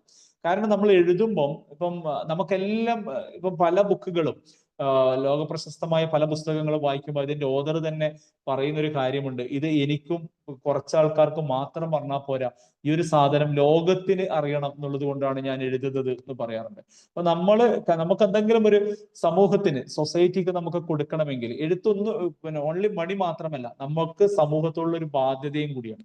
നമുക്ക് എന്തെങ്കിലും സമൂഹത്തോട് കമ്മ്യൂണിക്കേറ്റ് ചെയ്യണമെങ്കിൽ, അതായത് നമ്മളെ കാലശേഷവും ഈ സമൂഹത്തിന് നമുക്ക് എന്തെങ്കിലും പറയാനുണ്ടെങ്കിൽ അതിലൊരു നല്ല ഉപാധി എന്ന് പറയുന്നത് എഴുത്താണ്. അപ്പൊ ഈ എഴുതണമെങ്കിൽ നമ്മൾ എന്ത് ചെയ്യണം, നമ്മൾ നന്നായി വായിക്കണം എന്നുള്ളതാണ്, നല്ല വായനകൾ ഉണ്ടാകണം എന്നുള്ളതാണ്. അതേപോലെ തന്നെ ഞാൻ പറഞ്ഞു, 2ാം ഊഴം കഴിഞ്ഞതിന് ശേഷം പിന്നീട് ഞാൻ വായിക്കുന്നത് C രാധാകൃഷ്ണന്റെ 9 നോവൽ സീരീസ് ഉണ്ട്, പുഴ മുതൽ പുഴ വരെ, പിന്നെ അങ്ങനെയുള്ള അങ്ങനെയൊക്കെ വരുന്ന C രാധാകൃഷ്ണൻ, അതായത് അദ്ദേഹത്തിന്റെ ആത്മകഥാംശമുള്ള ഒരു പുസ്തകമാണെന്ന് തോന്നുന്നു. പിന്നെ അതായത് ഇത് അദ്ദേഹം ഒരു സയന്റിസ്റ്റും കൂടിയാണ്, ഒരു എഴുത്തുകാരനാണ്, സയന്റിസ്റ്റ് ആണ്. ഇദ്ദേഹത്തെ ഞാൻ എറണാകുളത്ത് താമസിക്കുമ്പോൾ തമ്മനത്ത് വിനോദ ലൈബ്രറി ഉണ്ട്, അതിൽ മെമ്പർഷിപ്പ് ആയിരുന്നു ഞാൻ സ്ഥിരമായിട്ട് എടുക്കുന്നത്. അപ്പൊ അന്ന് ഞാൻ ഒരു ദിവസം, ഒരു സൺഡേ ആണെന്ന് തോന്നുന്നു, വൈകുന്നേരം ഞാൻ സി രാധാകൃഷ്ണന്റെ ബുക്ക് എടുത്തു.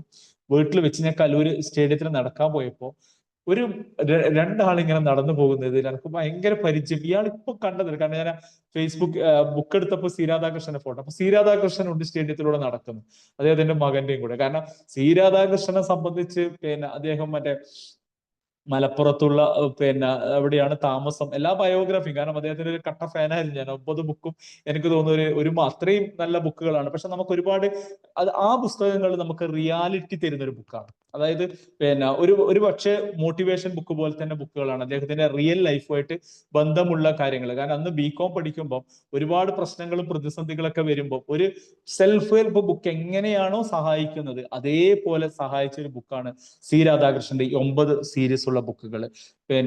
സ്പന്ദമാവിനികളെ നന്ദി, ഇങ്ങനെയൊക്കെ ആണ് ആ പുസ്തകങ്ങളുടെ പേര്. പുഴ മുതൽ പുഴ വരെ സ്പന്ദം, അങ്ങനെ ഒരു നല്ല ഇതാണ്. അപ്പൊ ഞാൻ സി രാധാകൃഷ്ണനെ കണ്ട് സംസാരിച്ചു. അപ്പൊ വളരെ പതുക്കെ ഞാൻ പറഞ്ഞു, സാറേ അപ്പൊ ഞാൻ ചോദിച്ചു കല്ലൂർ എങ്ങനെയാണ്? കല്ലൂർ ഇപ്പൊ മകൻ ഡോക്ടറായിട്ട് പ്രാക്ടീസ് ചെയ്യുന്നുണ്ട്. അപ്പൊ എന്നോട് പറഞ്ഞു മാസത്തിൽ 15 ദിവസം ഇവിടെ ഉണ്ടാകും, 15 ദിവസം മലപ്പുറത്താണ് ഉണ്ടാവാറ് എന്ന് പറഞ്ഞു.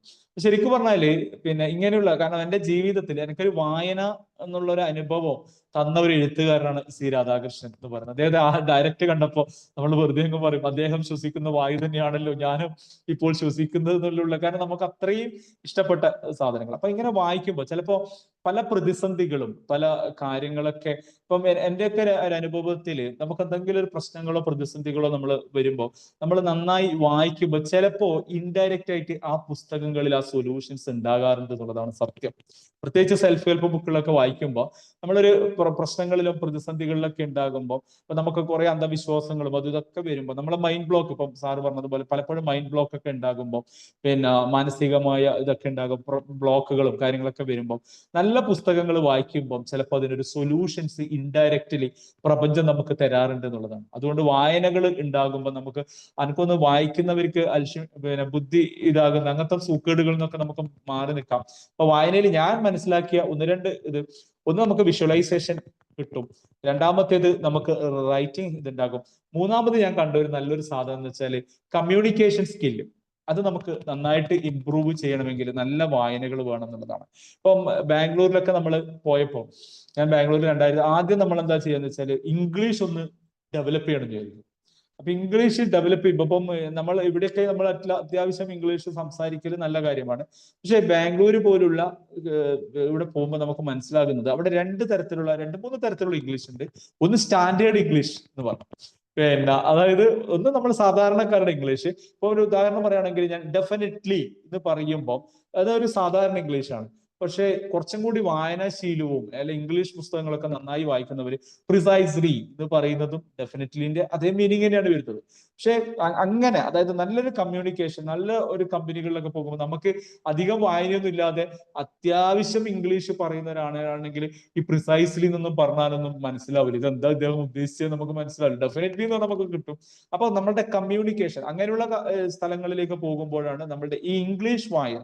ഇപ്പം ചേതൻ ഭഗത് എന്ന് പറയുന്ന അദ്ദേഹം അധികവും നോവൽ ഇതാണ് എഴുതാറ്. ആദ്യമായി അദ്ദേഹം എഴുതിയ പുസ്തകമാണ് ഒരു മോട്ടിവേഷൻ അല്ലെ സെൽഫ് ഹെൽപ്പ് ബുക്കാണ് 11 റൂൾസ് ഫോർ ലൈഫ് എന്നുള്ള ബുക്ക്. അതിൽ അദ്ദേഹം പറയുന്നുണ്ട് നമ്മൾ ജീവിതത്തിൽ വിജയിക്കണമെങ്കിൽ നമ്മൾ ഇംഗ്ലീഷ് സ്വായത്തമാക്കണം. സിമ്പിൾ ഇംഗ്ലീഷ് ആയാലും നമ്മൾ എന്ത് ചെയ്യണം, ഇംഗ്ലീഷ് സ്വായത്തമാക്കണം എന്നുള്ളത്. കാരണം നമ്മളുടെ ഇംഗ്ലീഷ് എന്ന് പറഞ്ഞാൽ നമ്മൾ പലപ്പോഴും അതിനെ പുറത്ത് നിർത്തുന്നുണ്ടെങ്കിലും ഒരു പ്രൊഫഷണൽ ലൈഫിലൊക്കെ നമുക്ക് സക്സസ് ആകണമെങ്കിൽ നമുക്ക് എന്ത് വേണം, നല്ല കമ്മ്യൂണിക്കേഷൻ ഇംഗ്ലീഷ് നമുക്ക് വേണം.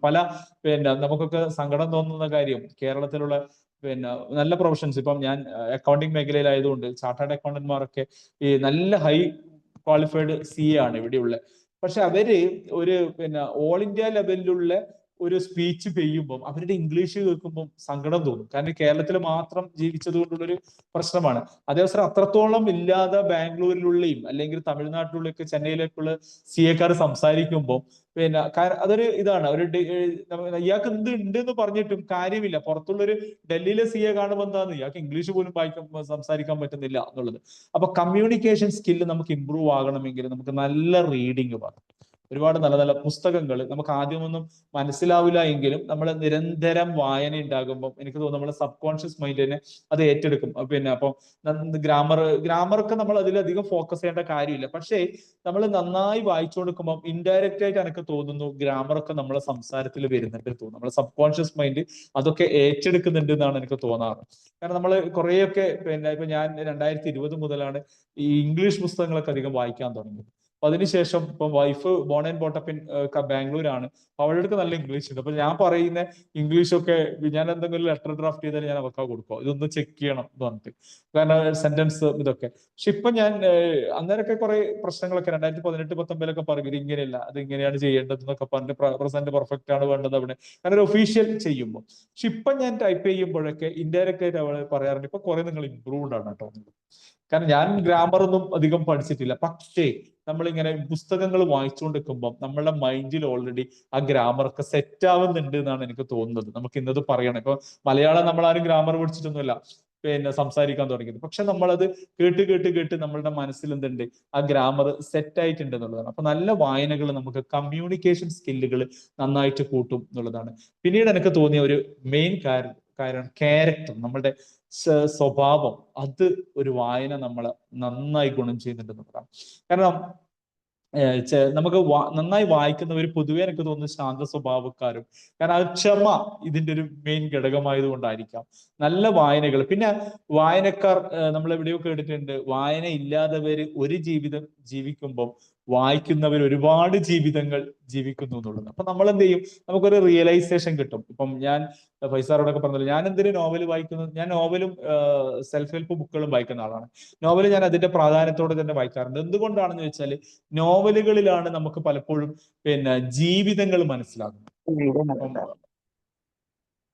ഹലോ, സോറി നോവലുകളിലാണ് ജീവിതങ്ങളെ കാണാന്നുള്ളത് പറഞ്ഞതാ. ഓക്കെ. ഒരുപാട് നല്ല ജീവിതങ്ങൾ നമുക്ക് കിട്ടുന്നത് നോവലുകൾ വായിക്കുമ്പോഴാണ്.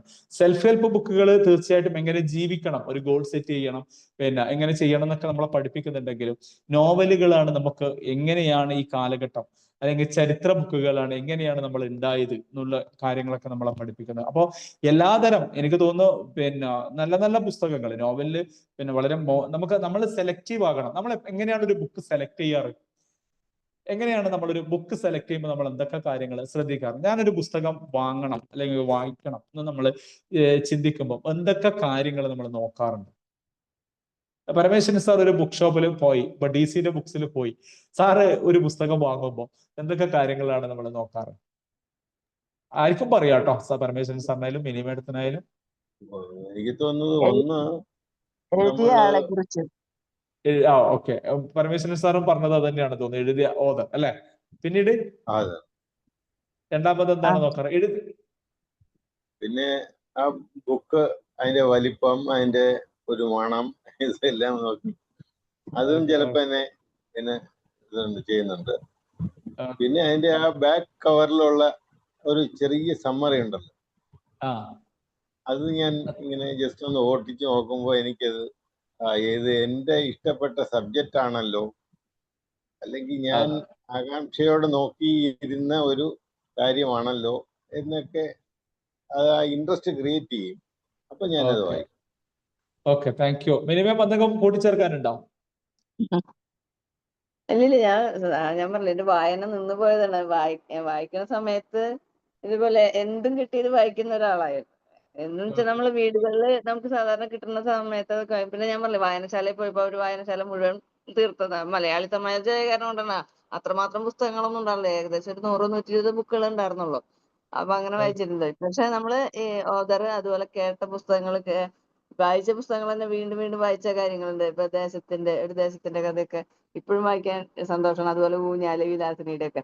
എന്റെ കാലഘട്ടം എന്ന് പറഞ്ഞാൽ അവിടെ നിന്നുപോയ ഒരു കഥയാണ്. ഞാൻ അപ്ഡേഷൻ ഇല്ല, ഇപ്പോഴാണ് വീണ്ടും ഞാൻ വരുന്നത്.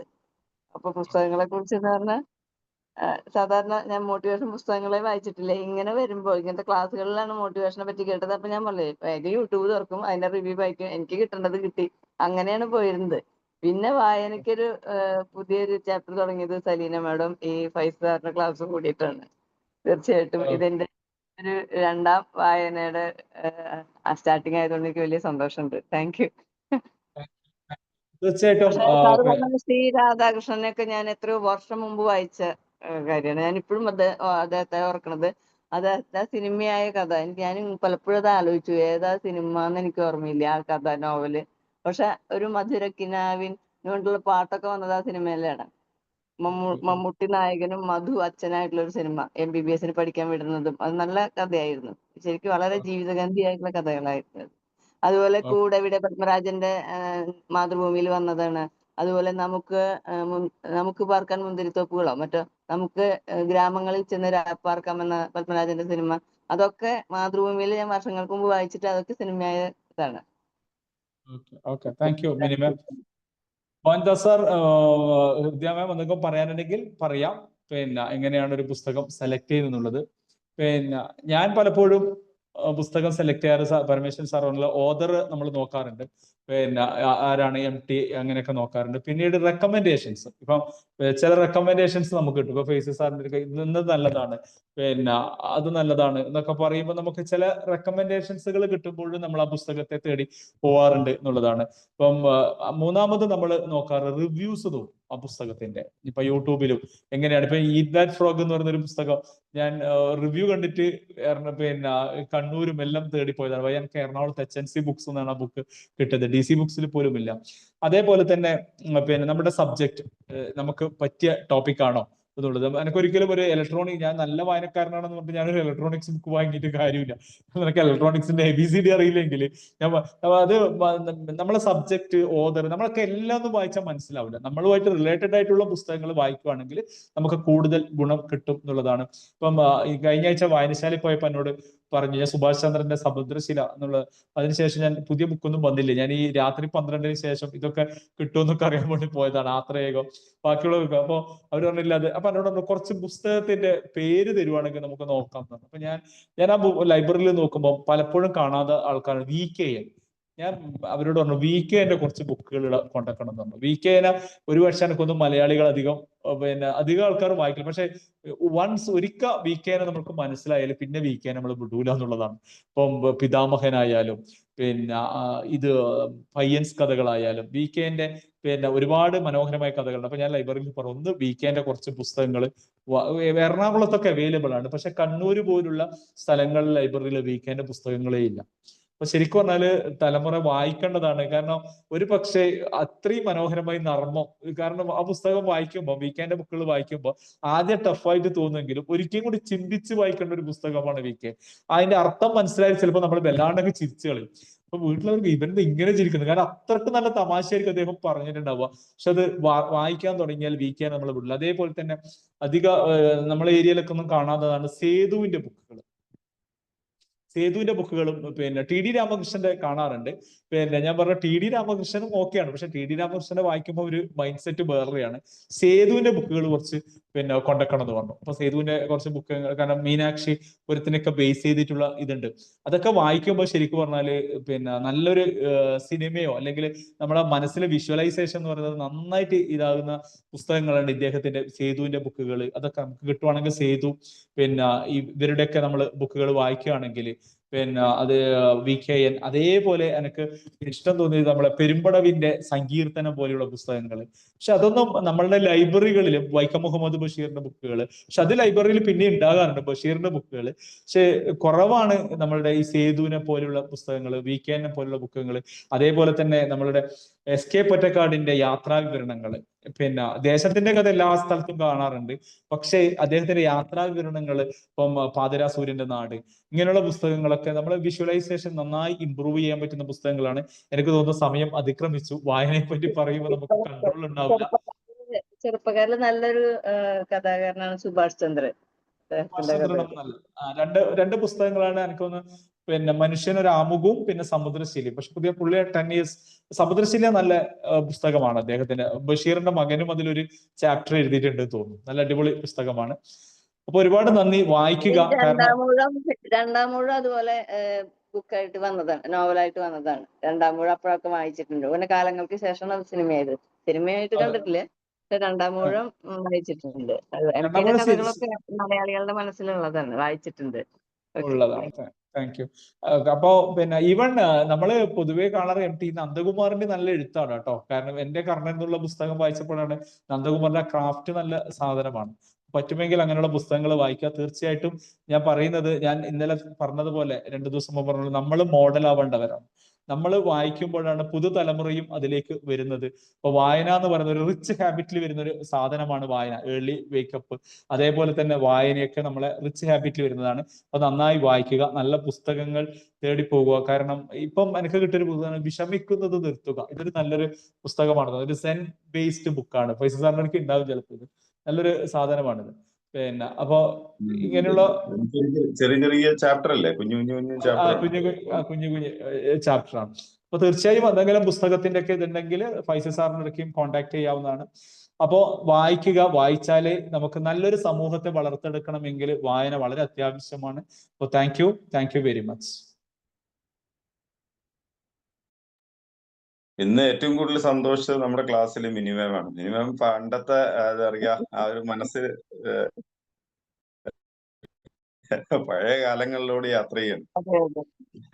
സാറ് പറയുന്ന കുറെ പേരൊക്കെ വായിച്ചു പോയിട്ടുണ്ട്. അന്ന് കയ്യിൽ കിട്ടിയത് മുഴുവൻ വായിച്ചിട്ടുണ്ട്. ഇപ്പോഴും വീട്ടില് ലൈബ്രറി പോലെ തിരിഞ്ഞു നോക്കാൻ പറ്റുന്നില്ല. അല്ലെങ്കിൽ ഞാൻ എപ്പോഴും പറയാൻ എന്താ വെച്ചാൽ പ്രയോറിറ്റീസ് മാറി. അല്ലെങ്കിൽ ഞാൻ ചിലപ്പോൾ കുറച്ച് ഒരു കല്യാണം 10 കൊല്ലം കഴിഞ്ഞപ്പോൾ ഞാൻ വിചാരിച്ചു ജീവിതം തന്നെ പുസ്തകമായി, പിന്നെ എന്നിട്ട് ഈ പുസ്തകം വായിക്കാൻ പറ്റണമെന്ന് വിചാരിച്ചു. പക്ഷെ ഇങ്ങനെ നിരന്നിരിക്കുമ്പോ വായിക്കാൻ പറ്റില്ല. എന്താ ചെയ്യാ? ഇനി അവിടേക്ക് ഒരു തിരിച്ചുപോക്ക് ആവശ്യമാണ്. പിന്നെ വേറെ ഒരു കാര്യം പറയാം, ഞാൻ സ്കൂളിലൊന്നും മലയാളം പഠിച്ചിട്ടില്ല. പക്ഷെ സാറ് ഈ പറഞ്ഞ കുറെ മലയാളം ബുക്കുകൾ ഞാൻ വായിച്ചു. പിന്നീട് മലയാളം അങ്ങനെ കുറച്ചായിട്ട് വായിച്ച് പഠിച്ച് അങ്ങനെ ഈ നോവലുകളൊക്കെ ഞാൻ വായിച്ചിട്ടുണ്ട്. നോവലല്ല, മറ്റേ ഈ MTയുടെയും അങ്ങനത്തെ ഒറ്റക്കാരന്റെ ഒക്കെ ബുക്കുകൾ ഞാൻ വായിച്ചിട്ടുണ്ട്. സേതുവിന്റെ ബുക്കുകൾ വായിക്കണം കേട്ടോ. സേതു ഞങ്ങളുടെ SPTയുടെ ജനറൽ മാനേജർ ആയിരുന്നു. അതെ. അപ്പം പുള്ളിയുടെ രണ്ട് ഇതുണ്ടായിരുന്നല്ലോ, പാണ്ഡവപുരത്ത്. നല്ല അടിപൊളി സാധനം. അതെ. പിന്നെ ഈ ചെറുകഥകൾ അതൊക്കെ ഞാൻ വായിച്ചിട്ടുണ്ട്. പിന്നെ എനിക്ക് വേറൊരു ഇത് തോന്നി, എന്റെ ഈ വായനാശീലം തുടങ്ങിയത് എനിക്ക് ഇഷ്ടപ്പെട്ടൊരു ഗേൾ ഫ്രണ്ട് ഉണ്ടായിരുന്നു. അവള് തന്ന എനിറ്റ് ബ്ലിട്ടന്റെ സീരീസ് ബുക്ക് തുടങ്ങി. അത് ഞാൻ ഒറ്റ രാത്രി കൊണ്ട് വായിച്ച് അവളെ പ്രീതിപ്പെടുത്താൻ വേണ്ടിട്ട് അങ്ങനെ തുടങ്ങി. അങ്ങനെ കുറെ ബുക്കുകൾ വായിച്ചിട്ടുണ്ട്. ഇങ്ങനെ ഓരോ വായിക്കാനുള്ള ഓരോ കാര്യങ്ങൾ ഞാൻ പറയായിരുന്നു. പിന്നെ ഈ പറയും, ഈ നമ്മുടെ വീട്ടിലെ വായനാശീലം വളർത്തണമെങ്കിൽ ഞാൻ ഇവിടെ വായിച്ചിട്ടുണ്ട്, ഈ ബുക്കുകൾ അവിടെ ഇവിടെയായിട്ട് അങ്ങനെ കിടക്കണമെന്നാ പറയുന്നത്. ഈ അടുക്കി ചിട്ടയൊക്കെ ആയിട്ട് വെക്കരുത് വീട്ടിൽ. അപ്പൊ കുട്ടികൾക്ക് ഇങ്ങനെ അവിടെ എന്തെങ്കിലുമൊക്കെ എടുത്ത് 2 പേജ് വായിക്കാനായിട്ടുള്ള ഒരു പ്രലോഭനം ഉണ്ടാക്കി കൊടുക്കണം. അതിന് ബുക്കുകൾ ഇങ്ങനെ വലിയ നീറ്റായിട്ട് പൊടിയൊക്കെ അടിച്ച് അങ്ങനെയല്ല വെക്കേണ്ടത്. അവിടെ ഇവിടെയായിട്ട് ഇങ്ങനെ ഇങ്ങനെ മേശപ്പുറത്ത് 2 എണ്ണം, കസേരയിൽ 1 എണ്ണം അവിടെ ഇവിടെയായിട്ട് വെക്കാനാണെങ്കിൽ ഈ കുട്ടികളിൽ ഈ ശീലം വരും എന്നാണ് ഞാൻ വായിച്ചിട്ടുള്ളത്. 6 വയസ്സുള്ളപ്പോ മകളുടെ സക്കറിയയുടെ പൂർണ്ണ കഥകൾ അങ്ങനെ എന്തോ പറഞ്ഞിട്ട് വായിക്കാനായിട്ട് എന്റെ ഭർത്താവിന്റെ അനിയൻ ഞെട്ടിപ്പോയിട്ടുണ്ട്. അയ്യോ ഈ കുട്ടി ഇത് വായിച്ചു തീർത്തു എന്ന് പറഞ്ഞു. പക്ഷെ അവരുടെ ഒരു ആറ്റിറ്റ്യൂഡ് മാറി. ഇപ്പൊ വേറെ പുസ്തകങ്ങളാണ് വായിക്കുന്നത്. പക്ഷെ ഇപ്പോഴും ബ്രദർ വന്നിട്ടുണ്ടെങ്കിൽ അവളുടെ അളമാരി നോക്കും, ഏതാടി പുതിയ പുസ്തകങ്ങളുള്ളേ ചോദിച്ചിട്ട് നോക്കും. ഞാൻ വാങ്ങിച്ചു കൊടുക്കും. ഇതൊക്കെ ചെയ്യുന്ന ഞാൻ വായിക്കാതെ ആയി എന്നുള്ളതാണ് ഒരു അതിശയം. ഇവിടെ ഇരിക്കുന്നുണ്ട്. അല്ലെങ്കിൽ എവിടെ പോയാലും ഞങ്ങൾക്ക് ഇങ്ങനെ ഒരു 3 ലൈബ്രറി പോലെയാണ്. 2 ബ്രദേഴ്സിന്റെ വീട്ടിലും എന്റെ മോളുടെയിലും നോക്കിയാൽ തന്നെ കുറെ പുസ്തകങ്ങളുണ്ട്. പണ്ട് എന്ന് പറഞ്ഞാൽ ഏത് പുസ്തകം കിട്ടിയാലും വായിച്ചോളൂ. ഇപ്പൊ സാറ് പറയുമ്പോ അത് സെലക്റ്റഡ് ആയിട്ട് വായിക്കണം തോന്നുക. ഓരോന്നും വായിക്കാൻ തോന്നുന്നുണ്ട്. കുറെ കൂട്ടുകാരെ കണ്ട പോലെ ഒരു ആനന്ദമാണ് മനസ്സിലല്ലേ, കുറെ എഴുത്തുകാരുടെ പേര്. അതെ. അതേപോലെ തന്നെ ഹാൻഡ് റൈസ് ചെയ്തിട്ടുണ്ടായിരുന്നു മോഹൻദാസ് സാർ. പറയൂ. എന്താ പറഞ്ഞേ? മോഹൻദാസ് സാർ ഹാൻഡ് റൈസ് ചെയ്തു സംസാരിക്കാൻ വേണ്ടി. അപ്പോ ഒറ്റ കാര്യം പറയാം, നമ്മുടെ ഈ അറ്റോമിക് ഹാബിറ്റ്സ്. ഇല്ല സാർ, ഞാൻ റിയാക്ഷൻസ് ഇട്ടാലും അങ്ങ് ഹാൻഡ് റൈസിലായി പോയതാണ്. ഓക്കെ. ഈ അറ്റോമിക് ഹാബിറ്റ്സ് ശീലങ്ങളെ കുറിച്ച് മുഴുവനായിട്ട് പറയും. ശീലങ്ങളെ കുറിച്ച് മാത്രം അല്ലെങ്കിൽ ആഴത്തിൽ അതിനെക്കുറിച്ച് മനസ്സിലാക്കണമെങ്കിൽ ആ പുസ്തകമാണ് വായിക്കേണ്ടത്. അല്ലെങ്കിൽ ശീലത്തെക്കുറിച്ച് ചെറുതായിട്ട് മനസ്സിലായാൽ മതി. കുറെ ഇൻഫർമേഷൻ കൂടി കിട്ടണമെന്നുണ്ടെങ്കിൽ കോമ്പൗണ്ട് എഫക്ട് എന്നുള്ള നേരത്തെ പറഞ്ഞ ബൈജ് സാർ പറഞ്ഞ ബുക്ക് ഉണ്ടല്ലോ, അത് വായിക്കണം. എനിക്ക് ഏറ്റവും ഇഷ്ടപ്പെട്ട ഒരു പുസ്തകമാണ്.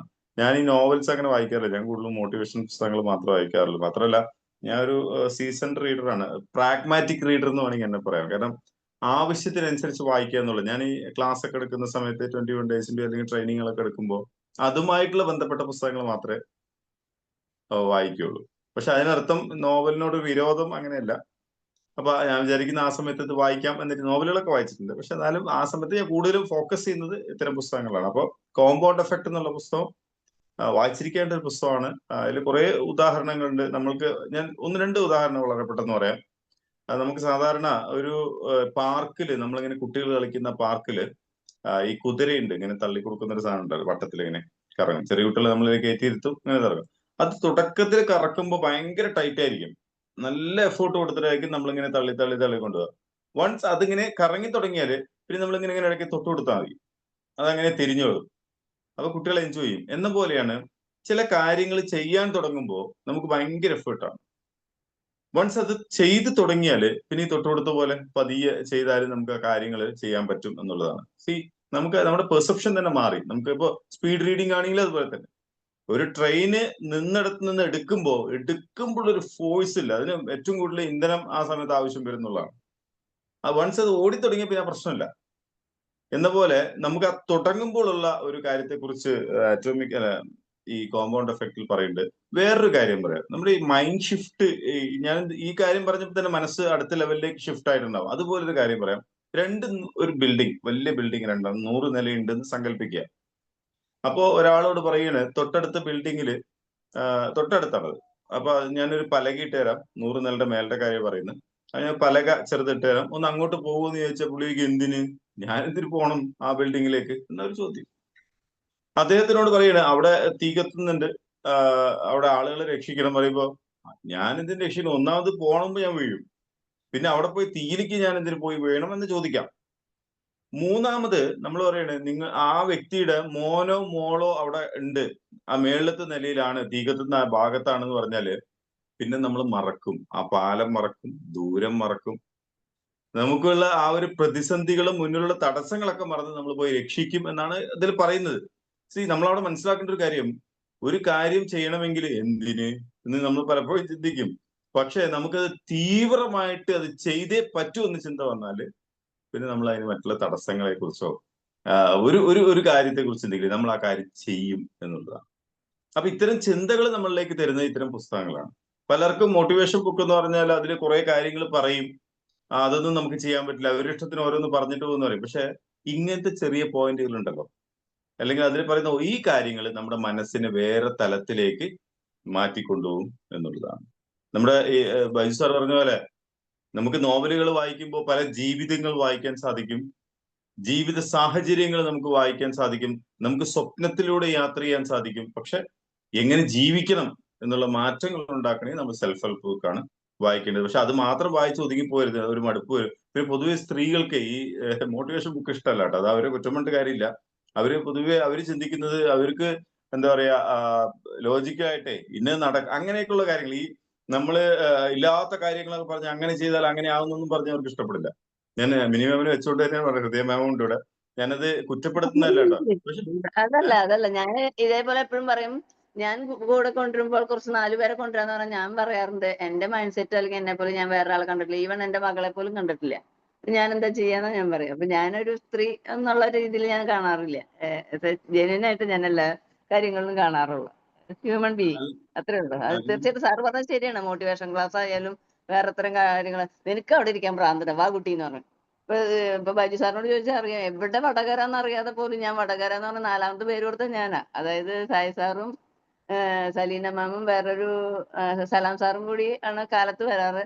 5ാമത്തെ പേര് എന്റെ ആയിരുന്നു, വടകരയ്ക്ക് വരാൻ തയ്യാറുള്ളവർ എന്ന് പറഞ്ഞപ്പോ വടകര എവിടെയെന്ന് പോലും അറിയാതെ ഞാൻ ഓക്കെ എന്ന് പറഞ്ഞിട്ട് വന്ന ആളാണ് അത്. അപ്പൊ ഈവൺ ഒരു സാധാരണ സ്ത്രീ ആണെങ്കിൽ ചെയ്യില്ല, വട്ടാണോ എന്ന് ചോദിക്കും. വീട്ടുകാർ പറയുമ്പോൾ ഒന്നും കൂടി ചോദിക്കും ശരി തന്നെയെന്ന്.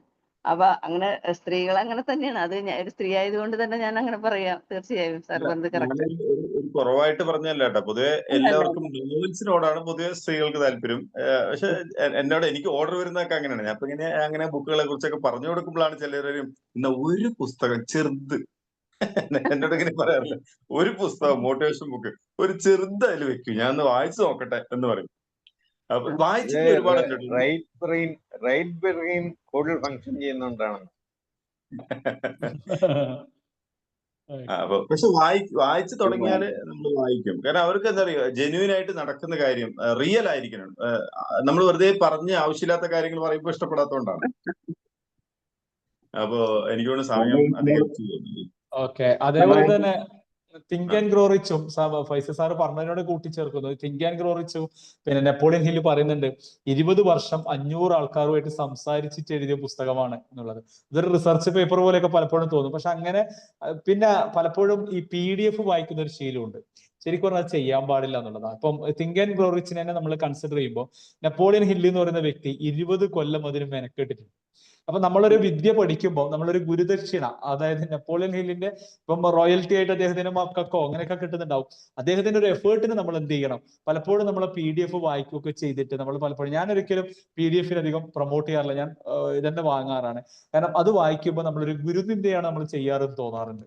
കാരണം അദ്ദേഹം വായിച്ച് നമ്മളിപ്പോ തുടരും എന്ന് പറയുന്ന ഒരു സിനിമ മറ്റേ ലോക്കലായിട്ട് നമ്മൾ ഇത് കാണുമ്പോൾ ആ ഒരു പ്രൊഡ്യൂസറോട് നമ്മൾ ചെയ്യുന്ന ഒരു ചതിയാണ്. അപ്പൊ പലപ്പോഴും പുസ്തകങ്ങൾ, നല്ല പുസ്തകങ്ങൾ നമ്മൾ പൈസ കൊടുത്ത് തന്നെ വാങ്ങുക. കാരണം ഇത് അദ്ദേഹം എടുത്ത എഫേർട്ടിന് നമ്മൾ കൊടുക്കുന്ന ഒരു ഗുരുനിന്ദയാണെന്ന് കരുതുക. കാരണം ഗുരുദക്ഷിണയാണെന്ന് കരുതുക. ഗുരുദക്ഷിണയാണെന്ന് കരുതുക. കാരണം അദ്ദേഹം എടുത്ത എഫേർട്ടിന് ഒരു ഗുരുദക്ഷിണ നമ്മൾ കൊടുക്കണം. തീർച്ചയായും ഇങ്ങനെയുള്ള നല്ല നല്ല ഇപ്പം പിന്നെ 7 habits of highly effective people, ഇത് എനിക്ക് തോന്നുന്നു ബിൽ ക്ലിന്റൺ അമേരിക്കൻ പ്രസിഡന്റ് ആയപ്പോ ഫോർച്യൂൺ 500 കമ്പനീസിൽ ഈ 7 ഹാബിറ്റ്സ് ഓഫ് ഹൈലി എഫക്റ്റീവ് പീപ്പിളിന്റെ പ്രിൻസിപ്പിൾ അപ്ലിക്കബിൾ ആക്കണം എന്ന് പറഞ്ഞിട്ടുണ്ടായിരുന്നു. അന്ന് പിന്നെ സ്റ്റീവൻ ആർ കോവേ ഡയറക്റ്റ് ആയിട്ട് 1994 തോന്നുന്നു എല്ലാവർക്കും ട്രെയിനിങ് കൊടുത്തത്. അപ്പൊ അത്രയും പവർഫുൾ ആയ ബുക്കാണ് പിന്നെ 7 ഹാബിറ്റ്സ് ഒക്കെ. അപ്പൊ അതൊന്നും ഒരിക്കലും PDF വായിച്ചിട്ട് അദ്ദേഹത്തെ നിന്ദിക്കരുത്. ഒരു ഗുരുദക്ഷിണ കൊടുത്ത് തന്നെ അദ്ദേഹത്തിന്റെ ആ പുസ്തകങ്ങൾ വായിക്കുക. എന്നാലേ നമുക്ക് ആ ഒരു ഇത് വരുള്ളൂ, ഫ്ലോ കിട്ടുള്ളൂ, അദ്ദേഹത്തിന്റെ ഒക്കെ ഒരു അനുഗ്രഹം കിട്ടുള്ളൂ. അപ്പൊ അങ്ങനെയൊക്കെ ചെയ്യാൻ വേണ്ടി ശ്രമിക്കുക. അപ്പൊ ഒരുപാട് നന്ദി. പിന്നെ നാളെ സൺഡേ ആണ്. പിന്നെ നിങ്ങളുടെ അഭിപ്രായം എന്താണ്? ഞായറാഴ്ച ചെയ്യണോ അല്ലെങ്കിൽ മൺഡേ മതിയോ? നമുക്ക് പ്രോബ്ലം ഇല്ല. പക്ഷെ സൺഡേ ബ്രേക്ക് ചെയ്ത് മൺഡേ കണ്ടിന്യൂ ആണെങ്കിൽ ഓക്കെ. നാളെ ഒരു ദിവസം റിലാക്സ് ചെയ്യണമെങ്കിൽ മൺഡേ മതി എന്നാണ് എനിക്ക് തോന്നുന്നത് സാറേ. മൺഡേ ചെയ്യാം അല്ലെ? സൺഡേ നാളെ. സാറേ ഒരു കാര്യം കൂടി പറഞ്ഞോട്ടെ, ഏറ്റവും അവസാനമാണ്. നിങ്ങള് ശരിക്കും പൈസ സാറും പിന്നെ നമ്മുടെ ബൈജു സാറും പരമേശ്വരൻ സാറും മിനിമാമും കൂടി ഇന്ന് കൂടിയപ്പോ ഒരു വമ്പിച്ച, എന്താ പറയേണ്ടത്, വലിയൊരു വിഭവം കിട്ടിയ പോലെ ആയിട്ടോ. ഭയങ്കര താങ്ക്സ്. കാരണം നിങ്ങൾ 4 പേരും 4 വായനക്കാര്, 4 വിധം വായനക്കാര്. അതുപോലെ പൈസ സാർ പറഞ്ഞോ, ഞാൻ മോട്ടിവേഷൻ, ശരിക്കും ഞാനും മോട്ടിവേഷൻ ആണ് കൂടുതൽ വായിക്കാറ്. മറ്റുള്ള ബുക്കിലേക്ക് ഞാൻ കടന്നിട്ടില്ല. പക്ഷെ ബൈജു സാറും പിന്നെ മിനിമാമും ഈ പരമേശ്വരൻ സാറൊക്കെ ഇങ്ങനെ പറഞ്ഞപ്പോ നമുക്ക് എന്താ പറയാ, ഇന്ന് വല്ലാത്തൊരു അനുഭവമാണ് കിട്ടിയത്. വല്ലാത്തൊരു താങ്ക് യു.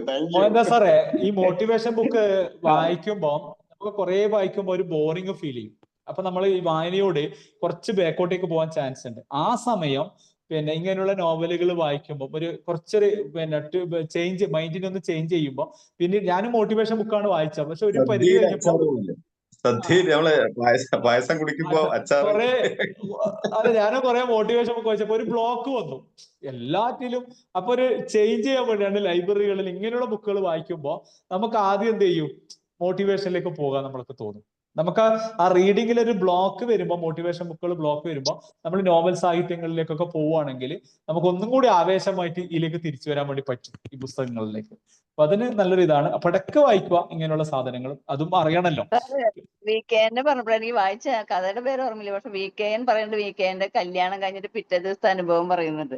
എത്ര യാഥാർത്ഥ്യമാണെന്ന് ആലോചിക്കണം. കാരണം ഭാര്യ വീട്ടിലെ കുറെ പിള്ളേരും കാക്കക്കൂട്ടത്തിൽ കല്ലിട്ട പോലെ പിള്ളേരൊക്കെ നേരം വെളുത്ത ആളോട് വരുന്നത്. അപ്പൊ ആളോട് നടക്കാനായിട്ട് പറമ്പിലിറങ്ങി നടക്കാൻ പറയുമ്പോ ആള് തലേ ദിവസത്തെ പുതിയ ചെരുപ്പിട്ടിട്ട് കാല് പൊട്ടിയിട്ട് എന്താ പറയാ കൊച്ചൻ കുത്തി പോലെയുള്ള നടപ്പൊക്കെ ശരിക്കും നമ്മുടെ മനസ്സിൽ അനുഭവമായിട്ട് തോന്നും. കറക്റ്റാണ് അങ്ങ് ഒരു പറയുന്നത്. അത് പേരൊന്നും ഓർമ്മയില്ല, കൊല്ലങ്ങളായില്ലേ. വളരെ നല്ലതായിരുന്നു. സാർ പറയുന്ന പുസ്തകങ്ങളുടെ പേരൊന്ന് ഗ്രൂപ്പിൽ ഇടുകയാണെങ്കിൽ നല്ലതാണ്. കുറെ പുസ്തകങ്ങൾ പൈസ സാറും ബൈജു സാറും പറഞ്ഞു പോകുന്നുണ്ട്. ഒന്ന് ഗ്രൂപ്പിൽ ഇട്ടിട്ടുണ്ടെങ്കിൽ നന്നായിരിക്കും. ഓക്കെ, അതുപോലെ അത് ചെയ്യാം. കുട്ടികൾക്കുള്ള ഈ ഭരണഘടന അതൊക്കെ കുട്ടികൾക്ക് വായിക്കാൻ കൊടുക്കണം കേട്ടോ. ആർക്കെങ്കിലും സമ്മാനം കൊടുക്കണ ഇത്തരം ബുക്കുകളൊക്കെ വാങ്ങിക്കൊടുത്താലേ അവരിലുണ്ടാവുന്ന മാറ്റം വലുതാണ് കുട്ടികൾക്ക് പ്രത്യേകിച്ച്. കാരണം ഭരണഘടന ഒന്നും ആരും അടുത്ത് വായിക്കില്ല, അവർ അങ്ങനെ ബുക്കൊന്നും വാങ്ങി വായിക്കില്ല കുട്ടികൾ. അപ്പൊ ഫൈസൽ സാറേ, കുട്ടികൾക്ക് ഭരണഘടന എന്ന് പറഞ്ഞിട്ട് വലിയൊരു കലണ്ടർ വന്നിട്ടുണ്ടായിരുന്നല്ലോ, ഒരു 4 കൊല്ലം മുമ്പ് തൊട്ടേ അത് വന്നിട്ടുണ്ട്. നമ്മുടെ ഈ കോൺസ്റ്റിറ്റ്യൂഷന്റെ ഇത് വന്നപ്പോ എല്ലാ വീട്ടിലും ഞങ്ങൾ കൊടുത്തിട്ടുണ്ട്. ശാസ്ത്ര സാഹിത്യ പരിഷത്തിന്റെ ഒരു യൂണിറ്റ് പ്രസിഡന്റ് ആയിരുന്നു ഞാനത്. അപ്പൊ അത് ഓക്കെ. നമ്മൾ കിട്ടിയിട്ടുണ്ട്. അല്ല, നല്ല ഇതാണ്. പിന്നെ കുട്ടികളെ പിറന്നാളിന് സ്കൂളിലേക്ക് ബുക്ക് കൊടുത്തയക്കും, അവരുടെ ലൈബ്രറിക്ക് അങ്ങനെയൊക്കെ ചെയ്യും. മിഠായിയും കൊടുത്തയക്കും, ഒരു ബുക്ക്. അത് അവരെ സ്കൂളുകാരും പറഞ്ഞിട്ടുണ്ട്, 1 or 2 ബുക്ക് കൊടുത്തയക്കണം എന്നുള്ളത്. അങ്ങനെ സ്കൂളുകാരും വളർത്തുന്നുണ്ട് കേട്ടോ. ഗ്രാമ എനിക്ക് ആക്ച്വലി ഗ്രന്ഥശാലകളൊക്കെ സജീവമായിക്കൊണ്ടിരിക്കുന്ന കാലഘട്ടമാണ് ഇതിപ്പോ. ഇപ്പൊ ഗ്രന്ഥശാലകളൊക്കെ വളരെ ആക്റ്റീവായിക്കൊണ്ടിരിക്കുകയാണ്. ഓക്കെ, സന്തോഷം. Thank you. എനിക്ക് നേരം പുസ്തകത്തിൽ പോലെ 11 ഗ്രൂപ്പുകളുണ്ട്. ഈ 11 ഗ്രൂപ്പിലെ ആളുകള് ചിലരൊക്കെ ഈ ഗിഫ്റ്റ് കൊടുക്കുമ്പോ ഈ ബർത്ത്ഡേക്കൊക്കെ എൻ്റെ ഓർഡർ എന്ന ഒരു അഡ്രസ്സും തരും. ഞാൻ ഇവിടുന്ന് ഗിഫ്റ്റ് റാപ്പ് ചെയ്ത് അയക്കലാണ്. അപ്പൊ പലരും അങ്ങനത്തെ ഒരു ശീലമുള്ള ആളുകളാണെന്ന് പറയുന്നതാണ്. ഇന്നും കുട്ടികൾ, അതായത് അവർ ആരെങ്കിലും ഒരു ഫ്രണ്ടിന്റെ മകനായിരിക്കാം, ആരെങ്കിലും ആയിരിക്കാം, ഇവരെന്നെ വിളിച്ചിട്ട് അഡ്രസ്സ് തരും, എന്നെ ബുക്ക് അയക്കാൻ പറയും. ചിലര് ബുക്ക് എന്ന് പറയില്ല, ഏതെങ്കിലും നിങ്ങൾ ഇത്ര രൂപയ്ക്കുള്ള കുട്ടികൾക്കുള്ള പുസ്തകങ്ങൾ ഒന്ന് അയക്കണം എന്ന് മാത്രമേ പറയുള്ളൂ. അപ്പൊ എന്നാലും അവർ ഉദ്ദേശിക്കുന്ന അത്രേ ഉള്ളൂ, ആ കുട്ടിയുടെ കയ്യിൽ കുറച്ച് പുസ്തകങ്ങൾ കിട്ടണം, ഈ ബർത്ത്ഡേക്ക് അവരുടെ കയ്യിൽ കിട്ടണം എന്ന് മാത്രമേ അവർ ആഗ്രഹിക്കുന്നുള്ളൂ. പക്ഷെ പലരും അങ്ങനെ ചെയ്യുന്നുണ്ട് ഇന്ന്. അങ്ങനെ ഫൈസൽ സാർ, എനിക്കൊന്ന് കുട്ടികൾ വായിക്കേണ്ട ഐതിഹ്യമാലില്ലേ കൊട്ടാരത്തിൽ ശങ്കുണ്ണിന്റെ, അത് ശരിക്കും പറഞ്ഞാല് ഒരു 8-9 ക്ലാസ്സിലൊക്കെ ഉള്ള കുട്ടികൾ അതൊക്കെ വായിക്കുകയാണെങ്കിൽ പിന്നെ കുറച്ച് വായനയോടൊരു ഇത് വരും. കൊട്ടാരത്തിൽ ശങ്കുണ്ണി വളരെ മനോഹരമായിട്ട് നമ്മളെ ചരിത്രം നല്ല രസത്തിൽ പറഞ്ഞ ഒരു സംഭവമാണ്. അതും പിന്നെ ഈ വാണിദാസ് ഇളയ ടോട്ടോച്ച നല്ലതാണ്, പഞ്ചതന്ത്രം നല്ലതാണ്. അതെ, അങ്ങനെ വാണിദാസ് ഇളയാവൂരിന്റെ അതെ. അപ്പൊ അതൊക്കെ ഒന്ന് ഇതാവുകയാണെങ്കിൽ നല്ലതായിരിക്കും. കൊട്ടാരത്തിൽ ശങ്കുണ്ണിന്റെ ബുക്കുകൾ അതൊക്കെ ചെയ്യുകയാണെങ്കിൽ കുട്ടികളിൽ വായനാശീലം നമുക്ക് വളർത്തിയെടുക്കാൻ പറ്റും എന്നുള്ളതാണ്. അപ്പൊ ഒരുപാട് നന്ദി. അപ്പൊ നമുക്ക് മൺഡേ കാണാം. പിന്നെ അപ്പൊ ഈ കാര്യങ്ങളൊക്കെ ഒന്ന് പ്രാക്ടീസ് ചെയ്യാൻ നാളാം. പിന്നെ എന്തെങ്കിലും ഉണ്ടെങ്കിൽ ഞാൻ പുസ്തകത്തിന്റെ നമ്മളെ ലിസ്റ്റ് ഇടാം. അപ്പൊ എന്തെങ്കിലും ഉണ്ടെങ്കിൽ ഫൈസൽ സാറിനൊക്കെ ഉണ്ടാകും അത്. അപ്പൊ ഒരുപാട് നന്ദി. Thank you very much. Thank you sir. Book stall പോലെയുണ്ട്. എനിക്ക് ബുക്സിന്റെ ബിസിനസ് ആണ് ആക്ച്വലി. ഞാൻ സിംഗിളായിട്ടില്ല ഇപ്പോ. ഞാൻ അഗ്രിഗേറ്റർ ആണ്. അതായത് കുറെ പബ്ലിഷറിനെ അറിയാം. അപ്പൊ നിങ്ങൾക്ക് വേണ്ട പുസ്തകങ്ങൾ എവിടെ ഉണ്ട് എന്ന് ഏകദേശം എനിക്ക് അറിയാം. അപ്പൊ അവിടെ കളക്ട് ചെയ്തിട്ട് ഇപ്പൊ DC ബുക്സിൽ പോയാല് മറ്റുള്ള ബുക്സ് കിട്ടണമെന്നില്ല, പക്ഷെ അത് എവിടെ കിട്ടുന്നത് നമുക്കറിയാം. അപ്പൊ അവിടെങ്ങളിലൊക്കെ നമ്മൾ ശേഖരിച്ച് ഒരുമിച്ച് അയക്കലാണ്. അതായത് ഇപ്പൊ നിങ്ങളോട് സംസാരിച്ചാൽ അറിയാം, നിങ്ങൾക്ക് വേണ്ട പുസ്തകങ്ങൾ അല്ലെങ്കിൽ നിങ്ങളുടെ ഫാമിലി മെമ്പേഴ്സിന് വേണ്ട പുസ്തകങ്ങളൊക്കെ നിങ്ങൾ പറയും. അവരെങ്ങനെയുള്ള ആളുകളാണ് വായിക്കുന്നത്, എത്തരം വായനയാണെന്ന് പറയും. അപ്പൊ ഞാൻ പറയും ഇന്ന പുസ്തകങ്ങൾ ഇന്ന സ്ഥലങ്ങളിലുണ്ട് എന്ന് പറയുമ്പോൾ അങ്ങനെ എല്ലാം കൂടി ശേഖരിച്ച് ഒരുമിച്ച് അയക്കുന്ന രീതിയാണ്. അപ്പൊ എന്താ അറിയോ, അതെല്ലാം വായിക്കും. അല്ലാതെ നമ്മൾ കുറെ ബുക്ക് വാങ്ങിയാൽ അത് അവിടെ ഇരിക്കും. ആവശ്യമുള്ള ബുക്കുകളാണെന്ന് തോന്നുന്നു നമ്മൾ വായിച്ചു. പിന്നെ പൈസറെ നമുക്ക് വേണമെങ്കിൽ കുട്ടികൾക്ക് വേണമെങ്കിൽ ഈ പറഞ്ഞ കുട്ടികളുടെ ഭരണഘടന എന്നുള്ള ചെറിയ പുസ്തകമുണ്ട്, അത് ബേസ് ചെയ്തിട്ട് അവർക്കൊരു ക്ലാസ് കൊടുക്കാം. കുട്ടികൾക്ക് വായിച്ചു കൊടുക്കുന്ന രീതിയിലും. അതങ്ങനെ ചെയ്യാം. കുട്ടികളെയാണ് ശരിക്കും മാറ്റേണ്ടത്. കാരണം അല്ല ഇപ്പോഴത്തെ കാര്യം പിന്നീടായാലും നമുക്ക് അങ്ങനെ വേണമെങ്കിൽ ഒരു പ്ലാൻ ചെയ്യാം. കുറെ കുട്ടികൾ ഉണ്ടെങ്കിൽ 100 കുട്ടികളെ സെറ്റ് ആകണമെങ്കിൽ ഓക്കെ. Thank you. ഇന്ന് നമ്മള് സംസാരിച്ച് പോയത് അറിഞ്ഞില്ലല്ലോ. എനിക്ക് സമയം പോയത് ഇന്ന് അറിഞ്ഞില്ല എന്നുള്ളതാണ്. എനിക്കൊന്നും പുസ്തകം ആയതുകൊണ്ടാണ്. അപ്പോ okay, thank you very much.